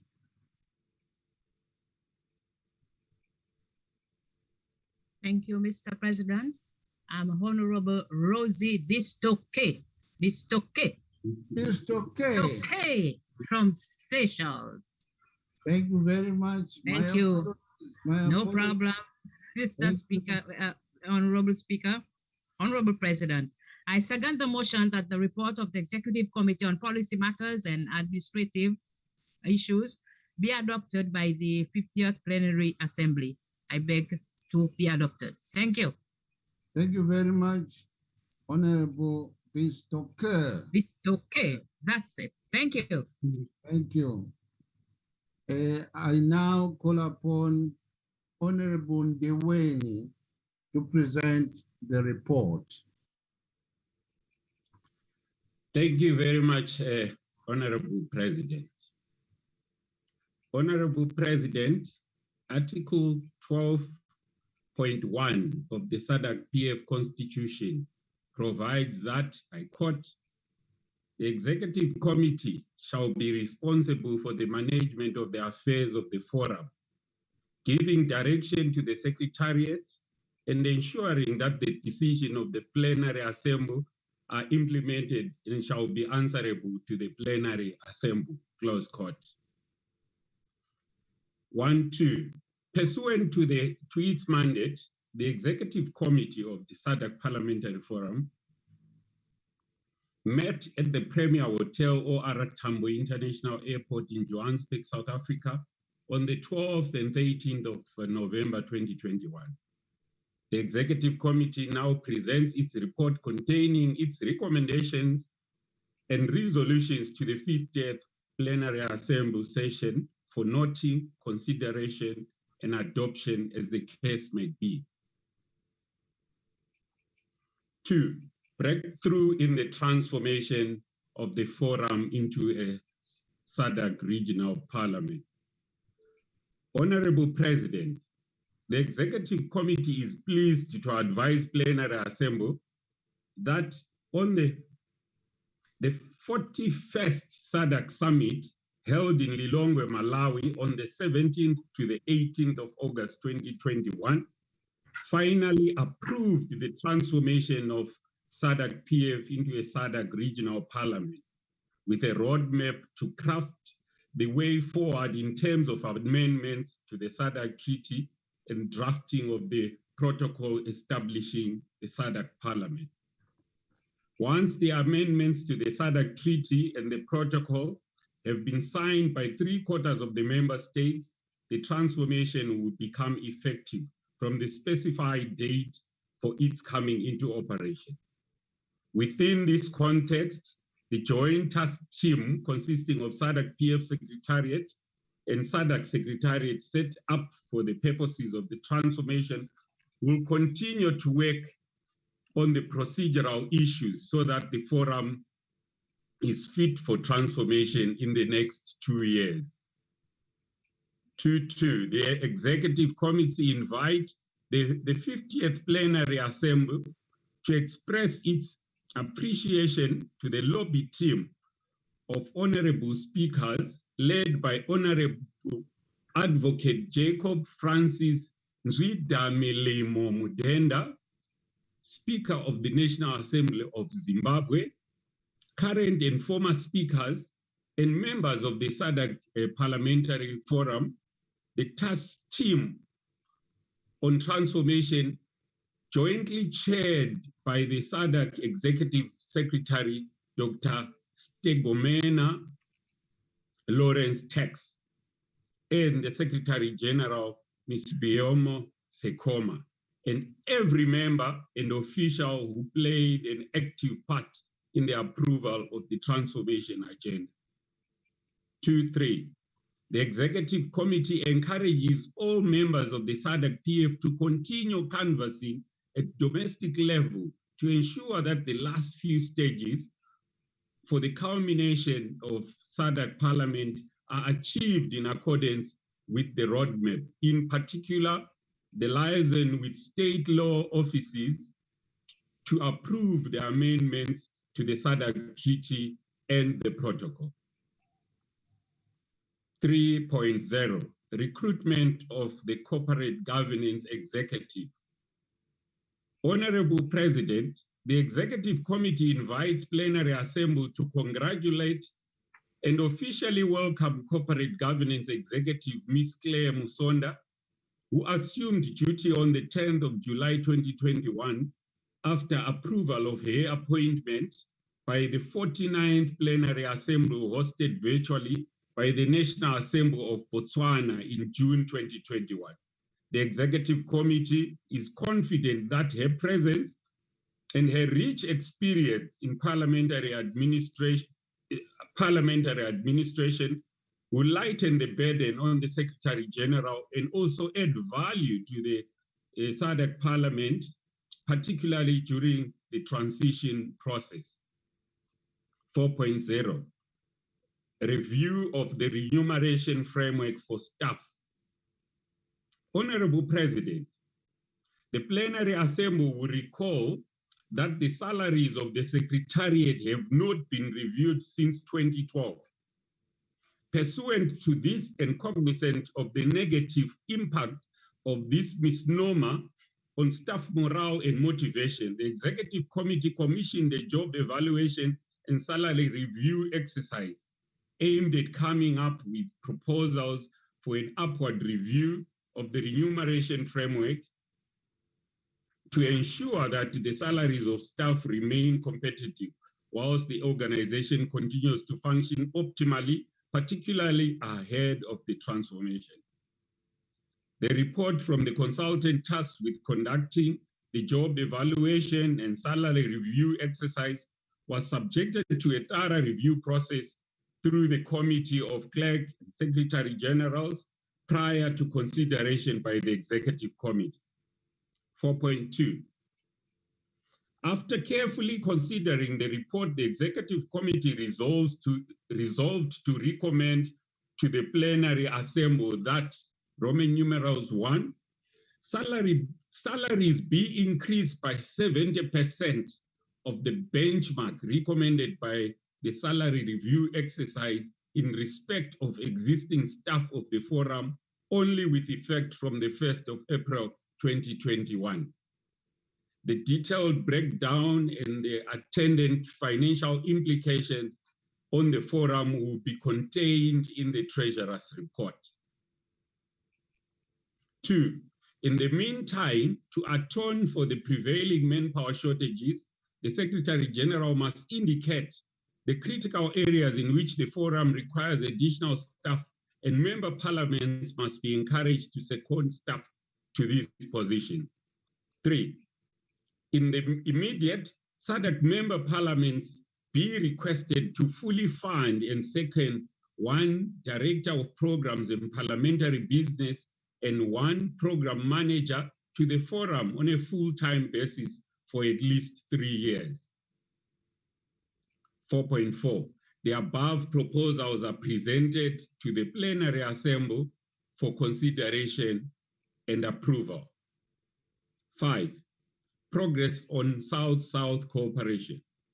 Honorable President, the Executive Committee invites the Plenary Assembly to commend the Secretariat for continuing to enhance interparliamentary cooperation and positioning the forum as a leader in parliamentary norms and best practices in line with SADC PF's strategic plan. In that regard, the Republic of Venezuela invited the forum to participate in an election observation mission during its regional and municipal elections conducted on the 21st November 2021. The forum duly obliged and assigned a delegation comprising members of parliament from Mozambique and Zimbabwe and 2 forum staff to the mission. 5.2. The Plenary Assembly is further invited to note that the interparliamentary networking initiatives of the forum have gone beyond South-South cooperation, as bilateral ties continue to be strengthened with partners such as the European Parliamentary Forum, EPF, the Clinton Health Access Initiative, CHAI, the Interparliamentary Union, IPU, among others, and among other partners. The forum is thus well positioned to continue enhancing bilateral and multilateral ties across the world in view of disseminating its normative standards and augmenting its visibility as an interparliamentary organization of good standing and repute. 6, cooperation with the G7-led global partnership. Honorable President, the Plenary Assembly may recall that biosecurity and biosafety are issues that were already affecting Southern Africa in the pre-COVID-19 period, and that vaccine development was causing a resultant upsurge in bio-waste and biomaterials that needed to be disposed in an environmentally friendly way. In that respect, the group of 7 countries, G7, under the global partnerships against the spread of weapons and materials of mass destruction, collaborated with the Africa Center for Disease Control and Prevention, Africa CDC, to initiate wide-ranging consultation in Africa with multiple stakeholders on biosecurity, including SADC PF. The Africa CDC that's organized the stakeholder engagement consultative meeting from the 8th to the 12th of November, and the forum participated in the panel relating to parliamentary engagement and the need to change policies and laws relating to biosecurity at SADC level. The Plenary Assembly is requested to note the above developments concerning the North-South cooperation initiatives of the forum, which bode well with the advancement of the forum's strategic objectives. 7, contribution to the pandemic treaty led by the World Health Organization. Honorable President, the Executive Committee invites Plenary Assembly to note that the Committee of Clerks Secretary Generals convened an extraordinary meeting on the 17th of September 2021 to deliberate on the possible adoption of a pandemic treaty as a recommendation stemming from the World Health Organization Independent Panel for Pandemic Preparedness and Response, PPPR. The deliberations of the meeting resulted in a resolution that the Clerk/Secretary Generals will engage more actively with the respective line ministries to collaborate on the development of a treaty together with the World Health Organization. At the same time, the forum will continue to build the capacity of members of parliament on the theme of pandemic preparedness, which is broader than the ambit of COVID-19. 7.2. In the same vein, the Executive Committee draws the Plenary Assembly's attention to the worrisome fact that the fight against COVID-19 pandemic is being undermined by the inequitable access to vaccines, particularly for people in the developing world, inclusive of Africa, where the vaccine access is currently below 3% for the entire continent. The current disparities in accessing vaccines only serve to perpetuate poverty and inequalities, especially where access to vaccine is skewed against developing countries. Such a situation is an affront to the human right to health and life. The Executive Committee calls on the 50th Plenary Assembly to speak with one voice in condemning vaccine nationalism, or which flies against the operative mantra of post-millennium development agenda, leave no one and no place behind. The Executive Committee also implores SADC parliamentarians to utilize their presence at other parliamentary platforms such as IPU to speak against vaccine nationalism and bring the issue into international spotlight. 8.0, joining of the Union of the Comoros to complete the SADC family. Honorable President, the Plenary Assembly is requested to note that with the Parliament of Madagascar graciously joining the forum in December 2019, the focus is now firmly on ensuring that the last of the 16 SADC countries, namely the Union of the Comoros, joins SADC-PF. This final step is crucial ahead of the transitions into SADC Regional Parliament, as the membership of the forum ought to be the same as that of SADC. Sorry, if I could take that one again.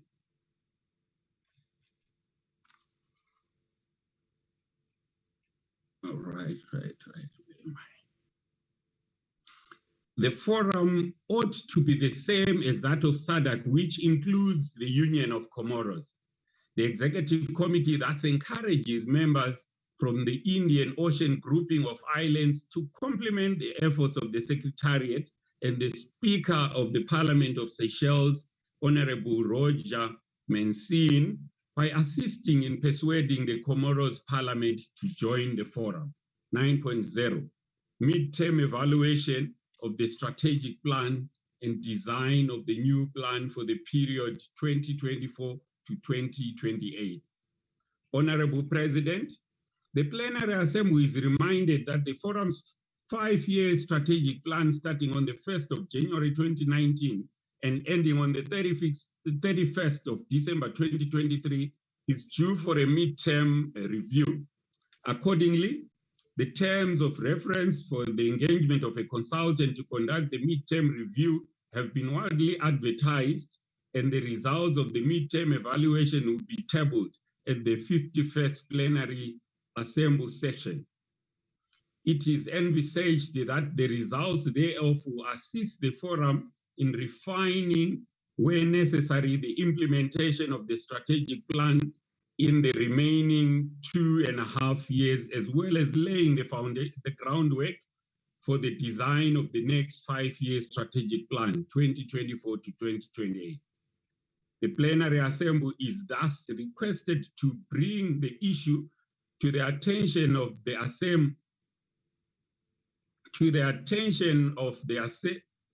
respective national parliaments, so that they participate fully in the midterm evaluation of the current strategic plan 2019 to 2023, as well as the drafting of the successor strategic plan 2024 to 2028. 10.0, growing the visibility of SADC-PF. Honorable President, the Executive Committee wishes to advise Plenary Assembly of the following initiatives that are being implemented in the endeavor to heighten the visibility of the forum more so ahead of the transformation. A, statements as well as Twitter messages will continue to be released for UN International Days relevant to SADC-PF, including joint statements by the forum and its partners. B, a documentary series will be prepared concerning the initiatives of the forum, in particular historic initiatives such as the transformation to a SADC parliament.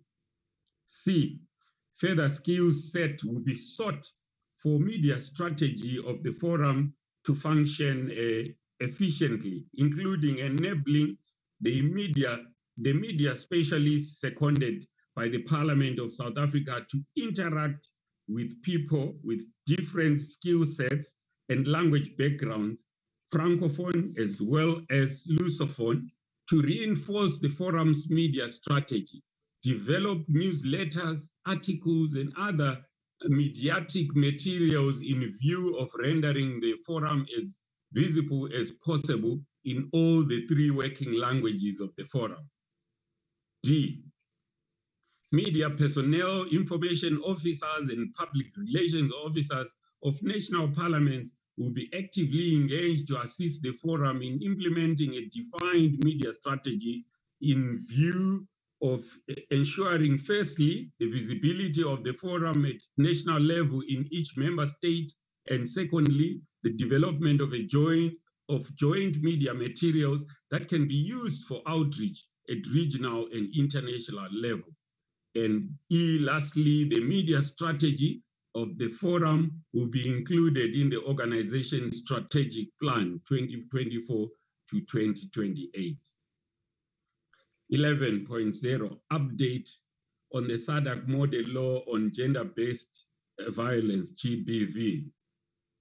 Honorable President, the Executive Committee wishes to advise Plenary Assembly that from August to October 2021, more than 21 stakeholder consultations were conducted on the SADC model law on GBV, including human rights commissioners, SADC lawyers, juries, chief justices, judicial officers, magistrates, police representatives, and line ministries, to cite but a few.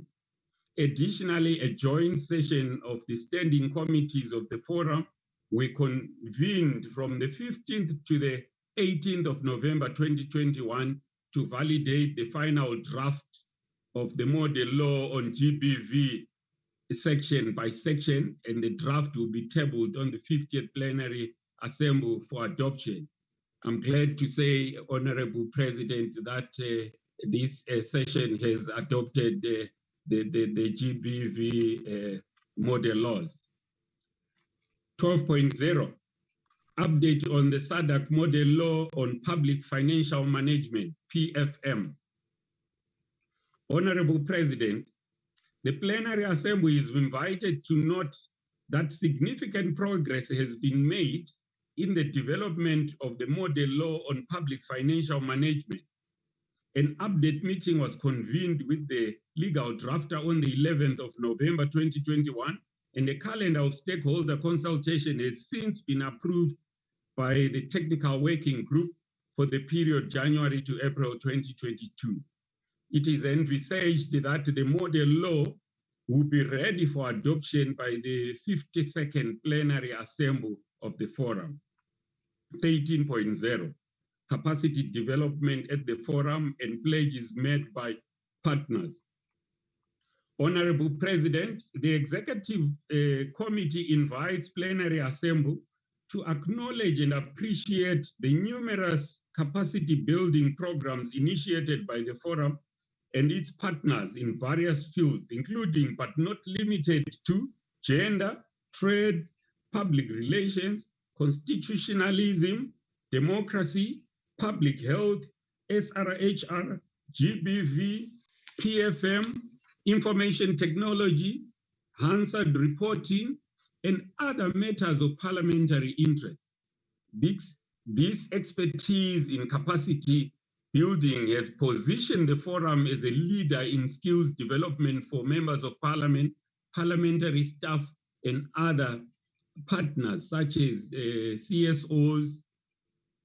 Resultantly, during the consultations on the model law on GBV conducted by the Forum, partners pledged more than Namibian $22 million, which is more than the annual revenue contribution of member parliaments to the Forum. This clearly demonstrates the goodwill that the Forum enjoys in the interparliamentary cooperation and leadership. 14.0, upfront issues to consider prior to decision to return to physical meetings. Honorable President, the Executive Committee recalls the endorsement by the 47th Plenary Assembly of the decision to switch all meetings to virtual mode until further notice, and the subsequent adoption of the special rules of procedure for virtual meetings in case of force majeure. The Executive Committee notes, however, that with the COVID-19 pandemic gradually dissipating across the SADC region, it may soon be possible to revert to physical meetings.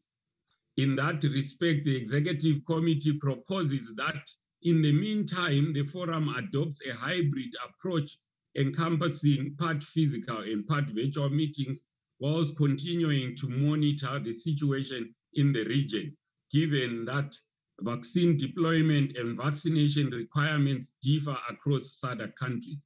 The matter is tabled for plenary to the Plenary Assembly for consideration and approval. 15.0. Briefing on the theme for the 50th Plenary Assembly session. Honorable President, the Executive Committee wishes to advise Plenary Assembly session that the theme for the 50th Plenary Assembly is celebrating in the new era of democracy towards consolidating the vibrant voices of SADC parliamentarians, close quote. The theme was developed following a review and synthesis of the various submissions that were received from national parliaments pursuant to a request by the Secretary General. The objective of the theme is to celebrate the various achievements that SADC PF has made since its inception, as well as to commemorate the historic decision by the 41st SADC Summit of Heads of State and Government to approve the transformation of SADC PF into a SADC regional parliament. The Plenary Assembly is thus exhorted to participate actively in the deliberations guided by the theme. Invitation of guests of honor. Honorable President, the Plenary Assembly is invited to join the Executive Committee in expressing its profound gratitude to the Prime Minister of the Kingdom of Lesotho, His Excellency, Right Honorable Moeke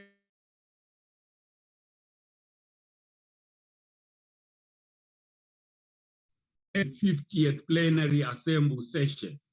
The Executive Committee also conveys its appreciation to the Speaker in the National Assembly of Lesotho, Honorable Sefiri Enoch Motanyane, for facilitating the attendance of the Prime Minister and for the excellent logistical arrangements. 17.0, time allocated to members to speak during debate.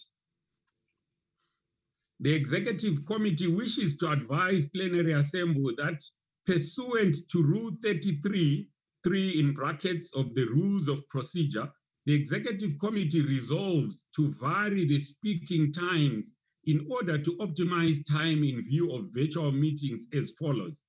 A, each member to speak for 4 minutes instead of the usual 5 minutes.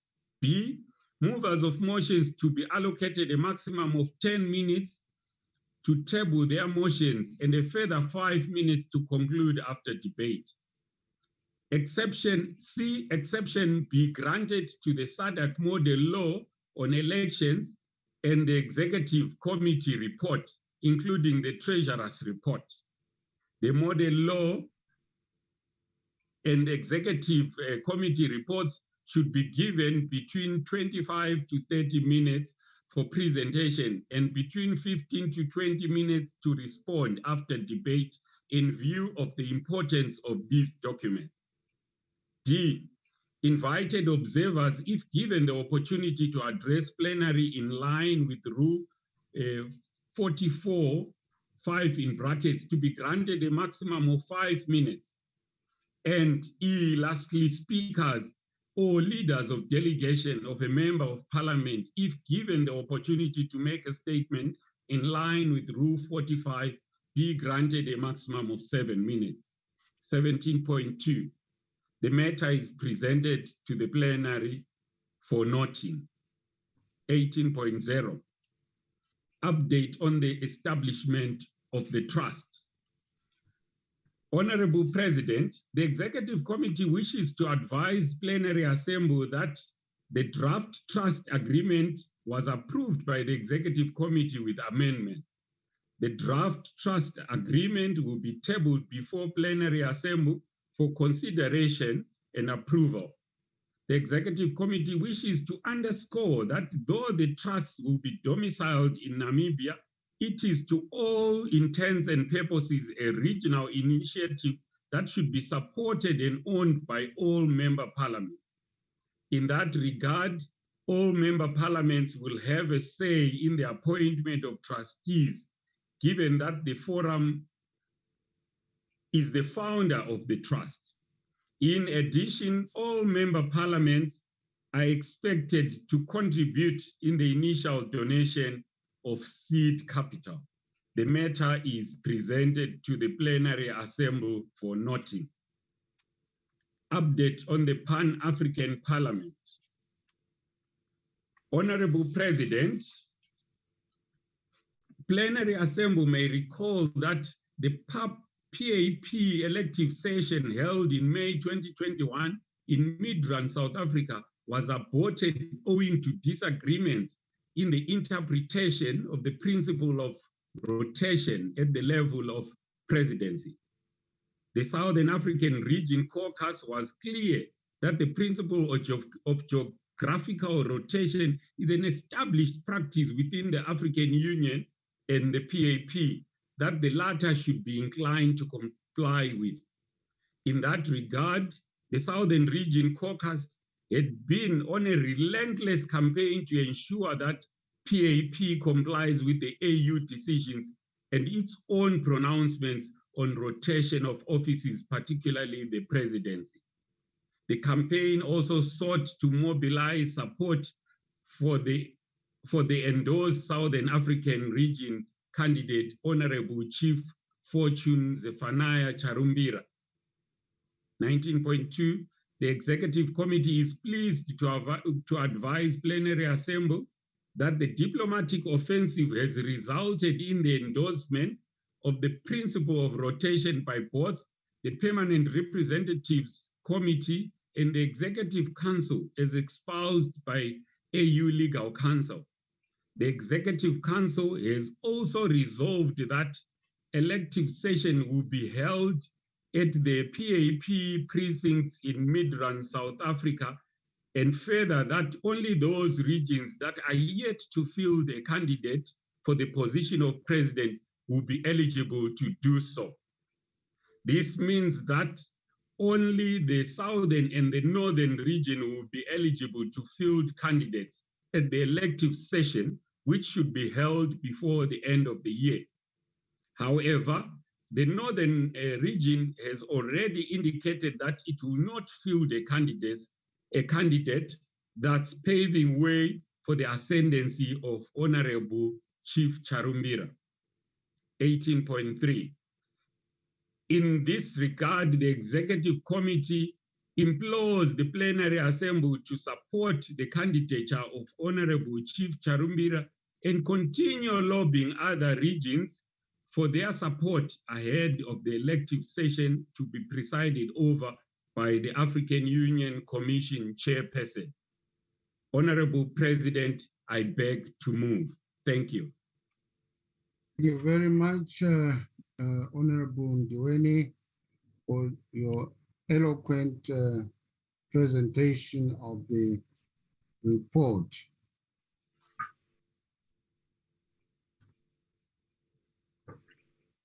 I shall now allow the seconder, Honorable Rosie Stockert, to debate seconding the motion. Thank you, Honorable President, honorable speakers, honorable members. Good evening from Seychelles. It's going to 7 p.m. Honorable President, I am particularly pleased to be seconding this EXCO report presented by the mover, Honorable Ndiweni, more so during this historic 50th Plenary Assembly session. Indeed, this is for us a double celebration, not just for the 50th Plenary Assembly session, but also for the coming of the age of the soon-to-be SADC Parliament. Honorable President, you will agree with me that we have come a long way, and the journey towards, at some point, seems to be unattainable dream it has not been easy. Were it not be for the persistence and resolve of our forebearers and compatriots, the never say die spirit of the lobby team of the honorable speakers and the patience of the steadfastness of our staff, both present and former, we would not be celebrating this momentous achievement. In that regard, I would like to reiterate the gratitude expressed by the moral mover to all the men and women, past and present, who played a part in successfully seeing through the transformation agenda.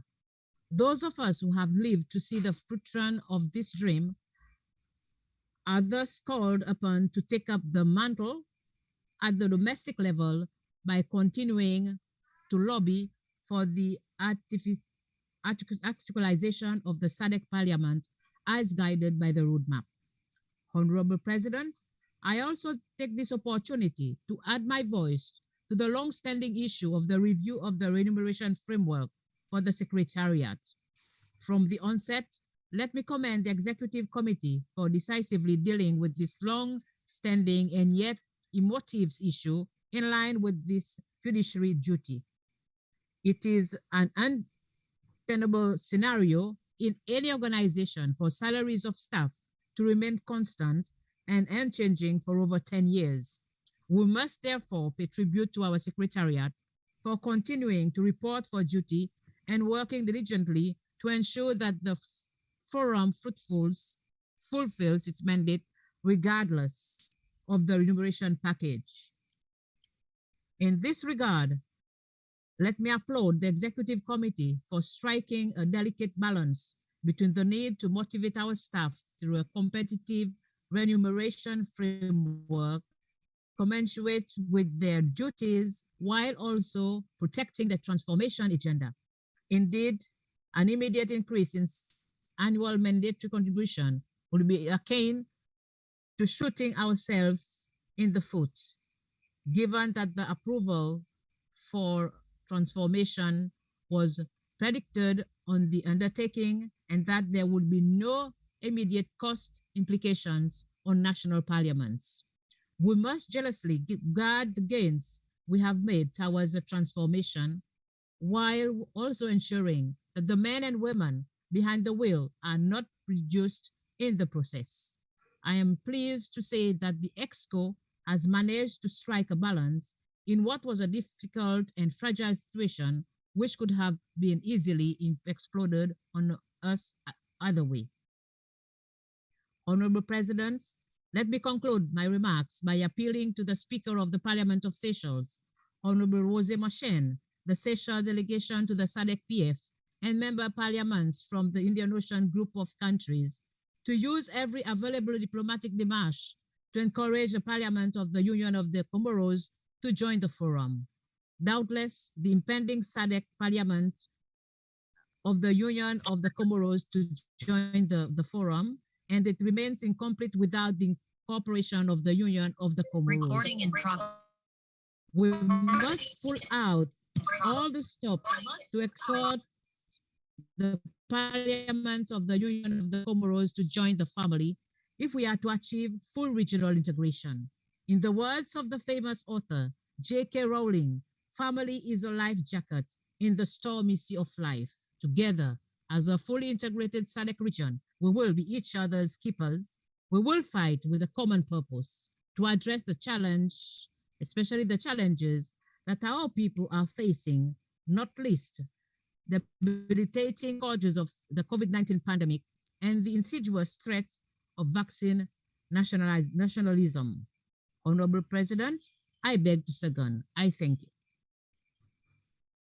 Thank you very much, Honorable Stockett, for seconding the motion in such an eloquent manner. Before I call for debate, this is a bit of housekeeping from the chair. I think in future, the report of the Executive Committee, which is the second organ after the Plenary Assembly, must precede any other item so that there's no discord in terms of items that may be discussed ahead of the report, as was the case today with the model law. It was discussed, and yet the report is reporting that the plenary should take note of. The same with issues that relate to the symposium. So that order of precedence, I think, needs to be respected in terms of the sequence of the organs of the SADC PF. Another little editorial under item 10.0, there is a hanging 5.91 that should be struck off. I think it's out of order. The same with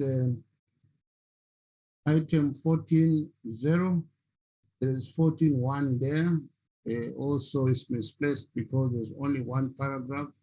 It should be struck off. Other than that, I think I can now move on to calling for debate on the motion. Those interested to debate should raise their hands on the platform.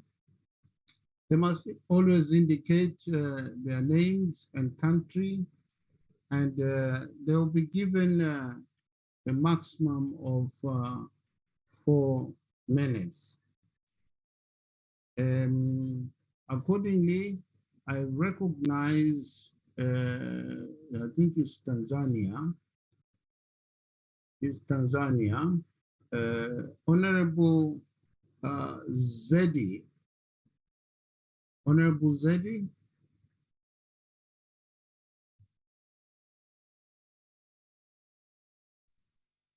Honorable President, thank you for giving me time to contribute on this report of Executive Committee. First of all, I fully support the committee report, and I would like to speak on the breakthrough in the transformation of the forum into a SADC regional parliament. Strongly, I would like to commend the lobby team for this transformation. This team was led by Honorable Advocate Jacob Francis Zwidamilimo Mudenda, Speaker of the Parliament of Zimbabwe, for the tireless struggle until now the transformation agenda has been achieved. And what I would like to urge to my fellow SADC PF parliamentary is to continue influencing the stakeholders in our respective countries so that we can provide the necessary support to the joint tax team comprising of the SADC Secretariat on one side and the SADC PF Secretariat on another side to finalize the amendments to the SADC treaty and the protocol within the given time frame of 2 years, so that the transformation becomes effective and operational. By this remark, I fully support the committee report, and I really thank you for giving me time to contribute on this. Thank you. Thank you, Honorable Zedi, for your contribution. Namibia. Namibia. Yes, thank you, Honorable President. Honorable President, as a member of the Executive Committee, we are very much familiar with most of the issues that are covered in that report. We are particularly rejoicing over the question of transformation of our organization, and we are particularly aware of the fact that we need to carry it through to its logical conclusion. Honorable President, we warmly welcome the report before us, and we wish to extend our support for adoption. Thank you. Thank you very much, the Honorable Speaker, Professor Kachavivi, for your contribution. I recognize, I think it should be Zimbabwe. The name is not in full. Good luck, somebody. Honorable, good luck. Paramba. Zimbabwe. Thank you very much, Mr.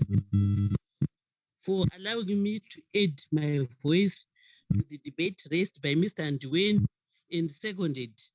Mr. President, Mr. Ndweni has raised very important issues concerning the transformation of SADC PF. I would like to support the fact that time for debate has been reduced from 7 minutes to 4 minutes. This is very important as it allows for robust and guided debate. In view of this, more members are allowed to debate. So I add, Mr. President. Thank you. Thank you very much. Mozambique. I think I recognize Honorable Speaker. Vejo ilustre Presidente, Presidente do Parlamento. Thank you very much. Thank you very much. Illustrious colleague, President of this session. I join all those who have saluted and greeted the decision for the transformation of the forum into a regional parliament. I particularly salute. So I salute you particularly for never having ceased to fight for the transformation. We all ought to celebrate this victory, and the manner to celebrate is to guarantee that within the next 2 years we will have effectively in place SADC's parliament. I would also like to add my voice to those who say no to the vaccine nationalization or nationalism. We are always the most prejudiced, the ones who are most harmed. As the report indicates, only 3% of the continent's population has been vaccinated, and this brings with it very serious consequences to our continent and to our country. And one of these consequences was the suspension of flights to and from Africa, Southern Africa, and that will in fact bring us serious damages to our economies. So it is important that we say yes to the universal access to vaccines. And thank you very much. Thank you very much, the Honorable Speaker Bias from Mozambique.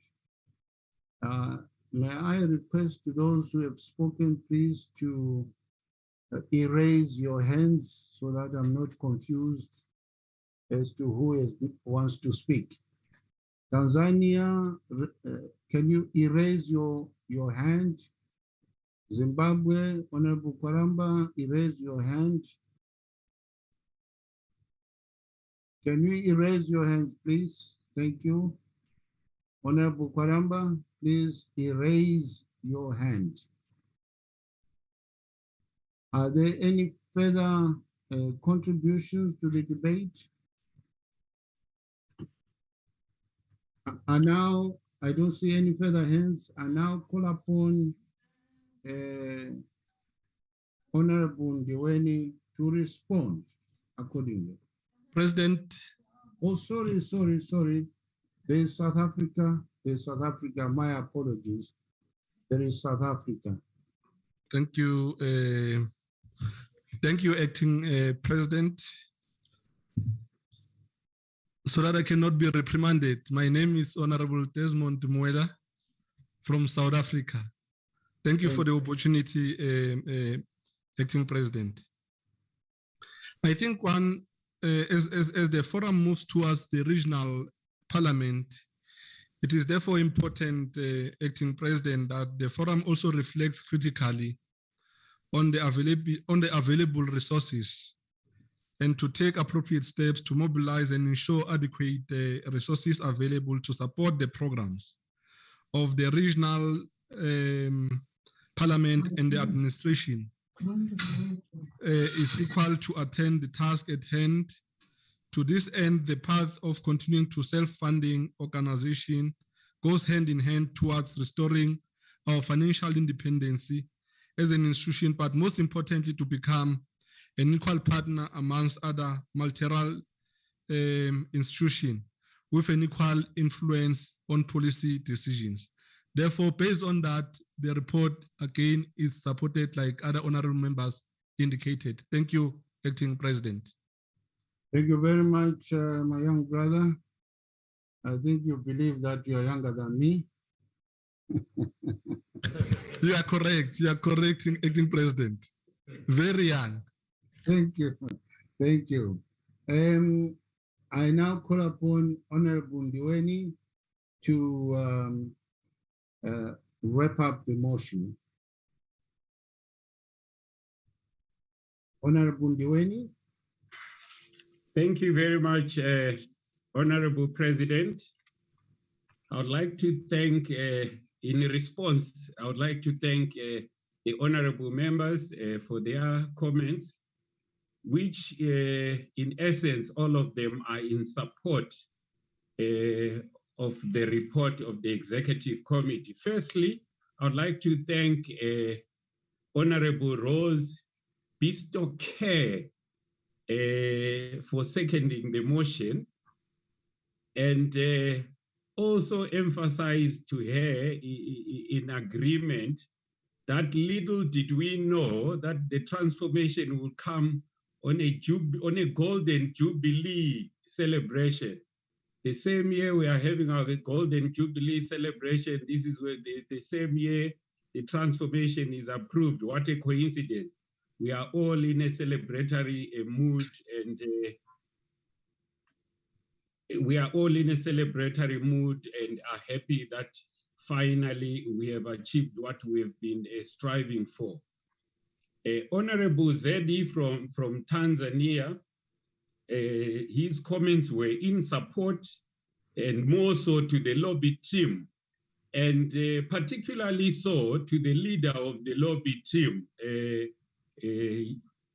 Honorable Jacob Francis Zwida Milimo Mutenda. We call him the headmaster. Some of you, if you didn't know, we don't call him the headmaster for nothing. He makes things move. So we really appreciate Honorable Mutenda and other members of your lobby team for the work well done. And thank you, Honorable Zedi. And then we had from Namibia, the speaker, right, Honorable Speaker, Professor Kachavivi, who was in support of the transformation as a member of the Executive Committee. He says he's fully in support and is urging others to support the transformation as well. And then we had comments from Zimbabwe, from Honorable Kwaramba, who was appreciative on the reduction of speaking time from 7 minutes to 5 minutes, saying that it does encourage more members to contribute. We had a speaker, Honorable Bias from Mozambique. He was in support of the report, and he did allude to the fact that we should speak as one voice against vaccine nationalism, together with the newly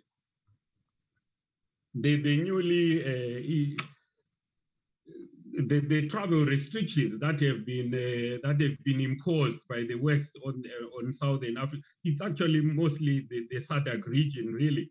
I would like to add, Honorable President, that in addition to vaccine nationalism, I did allude to this fact in our last executive committee meeting, that there is something that I call vaccine discrimination, whereby we have the World Health Organization approving of a basket of vaccines, and then some members of the same World Organization, you find that they don't consider some travelers that are vaccinated by the same vaccines that are approved by the World Health Organization.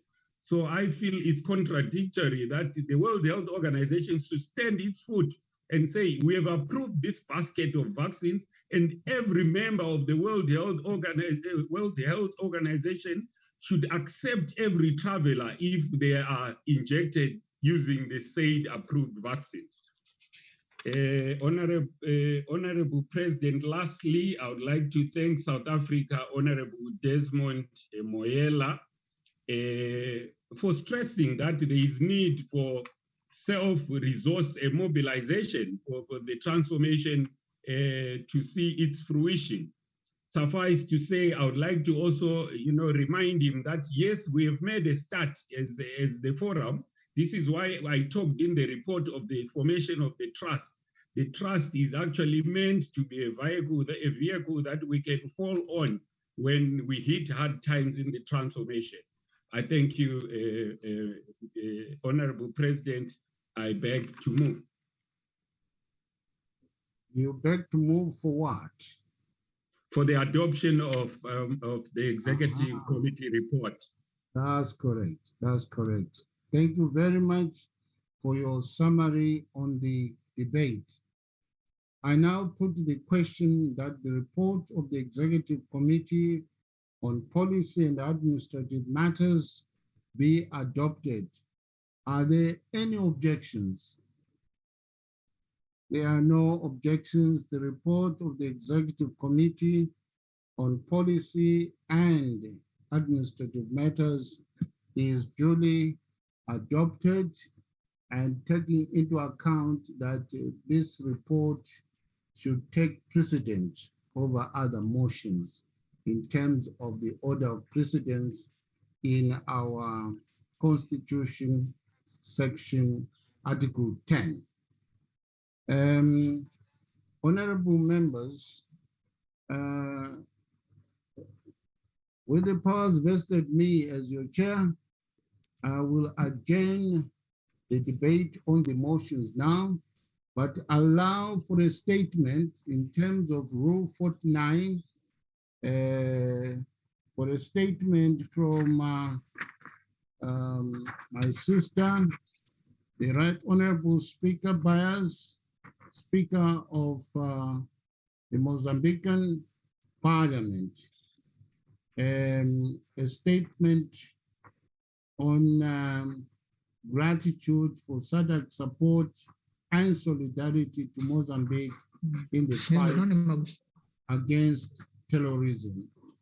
I now call upon the Honorable Speaker to make the statement.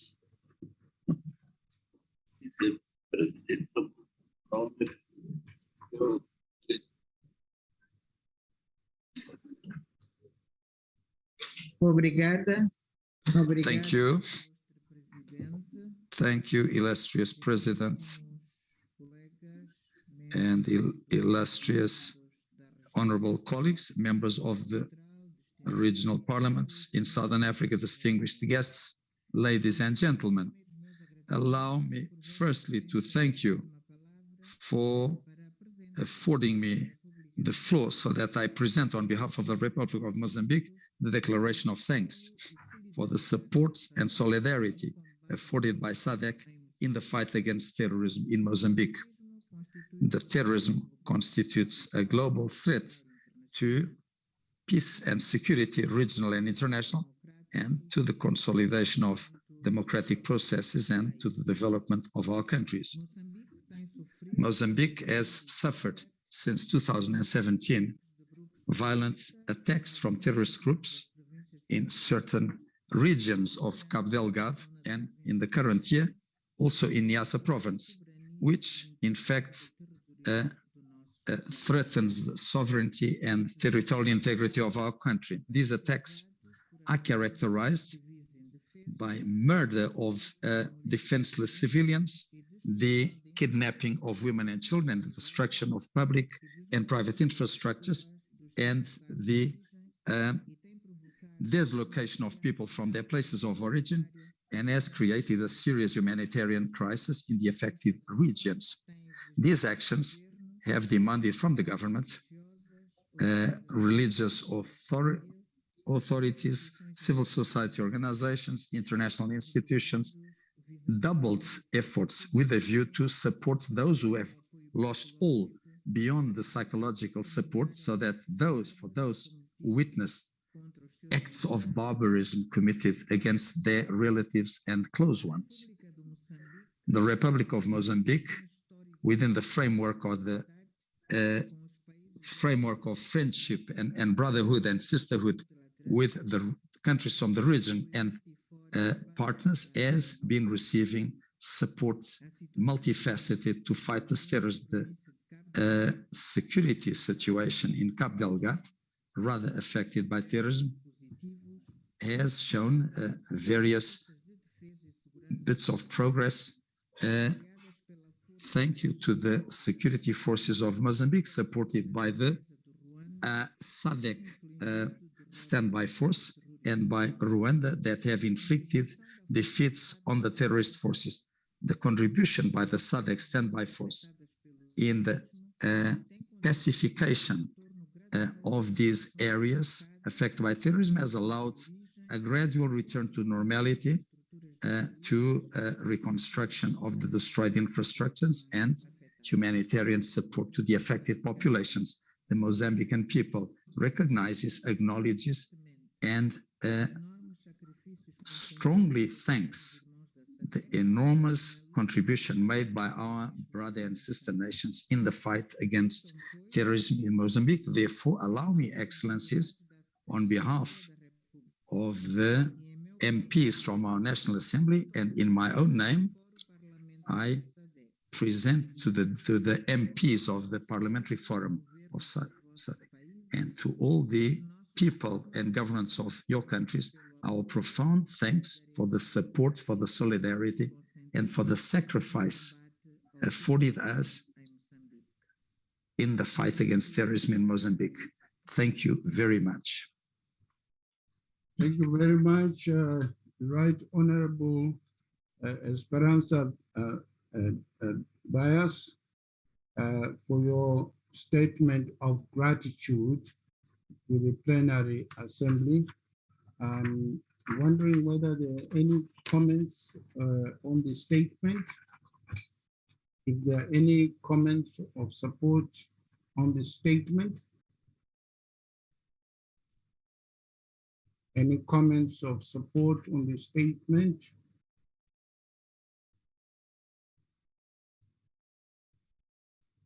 I do not. Lesotho.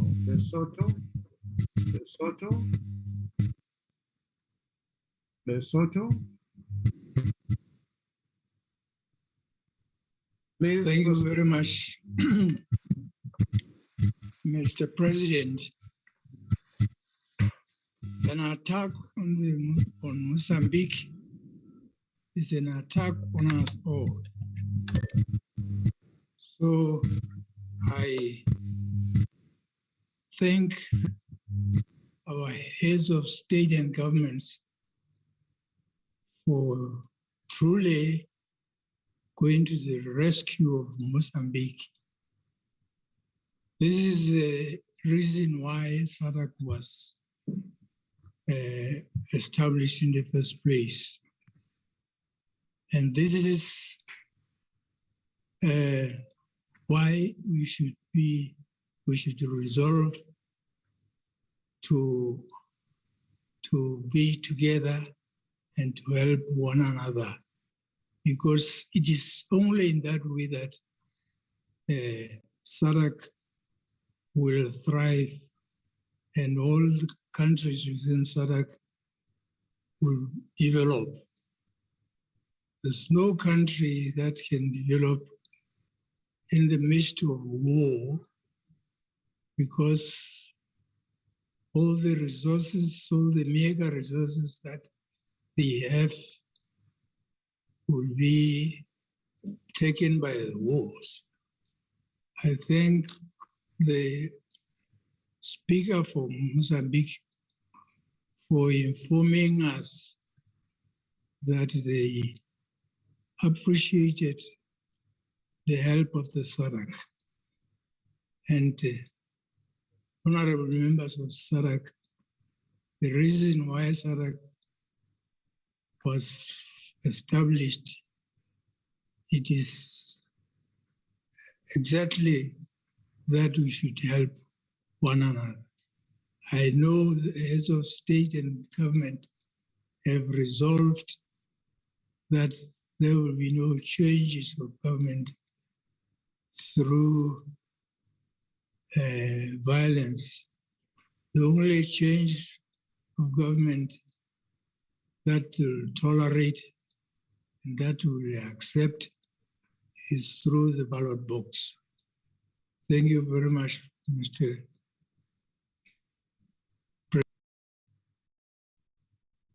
Thank you very much, my brother, the Right Honorable Speaker Mutsunyane, for your comment, for your solid comment. I recognize Namibia, followed by DRC. Honorable President, thank you very much for the floor. We too would like to thank our colleague, the Speaker of Mozambique, for that update. It is indeed welcome and appreciated. We obviously want to see progress there in terms of overcoming the particular challenges that the country is currently experiencing. And we are delighted to hear that our forces, the forces from SADC, are making an impact in bringing about peace and stability to that country. We hope to see more and more progress being made in order to make sure that the terrorist activities that have inflicted havoc on Mozambique are done away with as soon as possible. Thank you very much. Thank you very much, my brother, the Honorable Speaker of the National Assembly of Namibia, Professor Kachavivi. Honorable Mutumba, DRC, Honorable Mutumba, DRC. Merci, Monsieur le. Thank you, Mr. Chairperson. My name is Mutumba. I'm not Mutumba. Tumba. Thank you. The DRC, through my voice, express its solidarity with all the countries of the SADC, so much so that we are condemning the attacks against Mozambique. The elections are not won thanks to the bullets, but through the ballots. I think that the DRC, which has the same problem when we can't accept this kind of practice in the DRC. Consequently, it is my conviction that the SADC should play its role so that we bring our forces together and to energetically condemn those attacks against Mozambique. Thank you. Thank you very much, Honorable Tumba, for that support statement. There is a hand from Zimbabwe. I can't recognize the name. Zimbabwe. Thank you. Honorable Mohadi. Honorable Mohadi. Thank you, President. I'm Tambuzani Muhadi from Zimbabwe. I just want to add my voice to this said statement. Mr. President, as SADC PF, we strongly condemn the terrorism which took place in Mozambique. And you find that, Mr. President, a displacement of women and children worries a lot, because if we have such attacks, it is the woman and the child who suffer most, and they have nowhere to get food, they have no accommodation. All the basics are not found during such a sad situation. Mr. President, I don't have much to say, but if we are united, if we are united as a region, united we stand and divided we fall. But as for this one, we were standing together. And Mr. President, without much ado, I beg to support the statement. I thank you. Thank you very much, Honorable Mohadi, for supporting the statement. I recognize South Africa, followed by Seychelles. Thank you once more, Acting President. My name is Desmond Mwela from South Africa. Well, I think it's important, Honorable Acting President, to note the report presented before us by the Speaker of Mozambique. As South Africa, it's important again to raise one or two issues to say it is important as a SADC to continuously play a crucial role in making sure that we support one another. That on its own, it will bring stability in our region, Acting President. And again, once more, we are supporting one another. We also welcome the update, as I've indicated, but to continue playing a pivotal role in ensuring that as a region, if there's a crisis in one of our countries within the region, we also issue statements in support of what is happening in our region. Especially, we can't allow a situation whereby we are being terrorized and all that, and we are quiet as a region. So in future, we need to make sure that we do that. South Africa has played a very crucial role. That is why it has deployed also its army to Mozambique to make sure that there is stability in Mozambique. So based on that, Acting President, we really support the statement and will continuously support Mozambique up until the end and until to its stability. Thank you very much, Acting President. Thank you very much, Honorable Mwela, for your support of the statement. I now call upon Honorable Stockett from Seychelles. Thank you. You'll be the last speaker. Thank you. Last but not least. Thank you, Honorable. Last but not least, of course. Thank you, the Acting President. Even the Republic of Seychelles shows its total support to Mozambique because we condemned such action. We hope Mozambique will, and I'm sure they will, overcome such current terrorism attacks and become victorious to restore peace and stability to our sister country, especially in this public health crisis, which is worldwide. Thank you. Thank you very much, Honorable Stockett, for your support to the statement by the Honorable Speaker of Mozambique.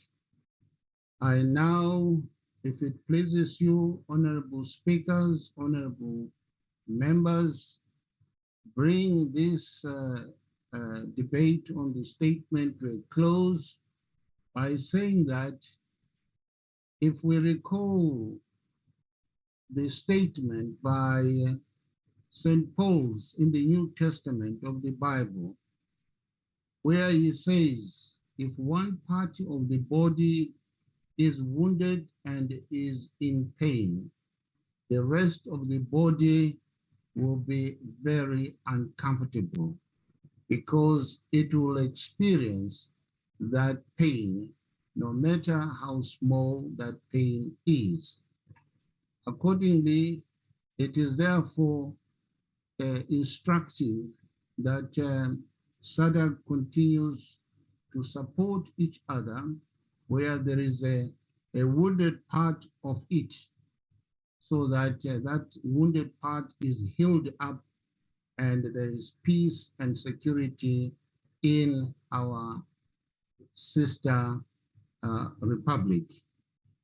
And perhaps we can even go further, that in our respective parliaments, let us raise a motion practically in support of the people of Mozambique and condemning the terrorist attack that is taking place, and also affirming the role being played by SADC countries in defense of the territorial and sovereignty right of the people of Mozambique to enjoy economic development undisturbed by these foreign terrorists.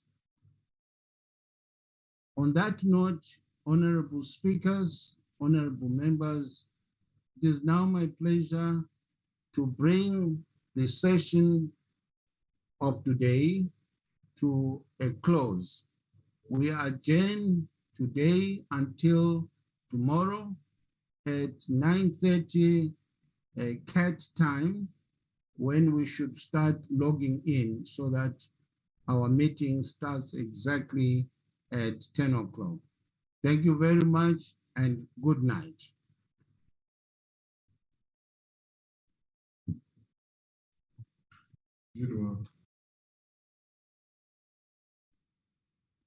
ICT kindly terminate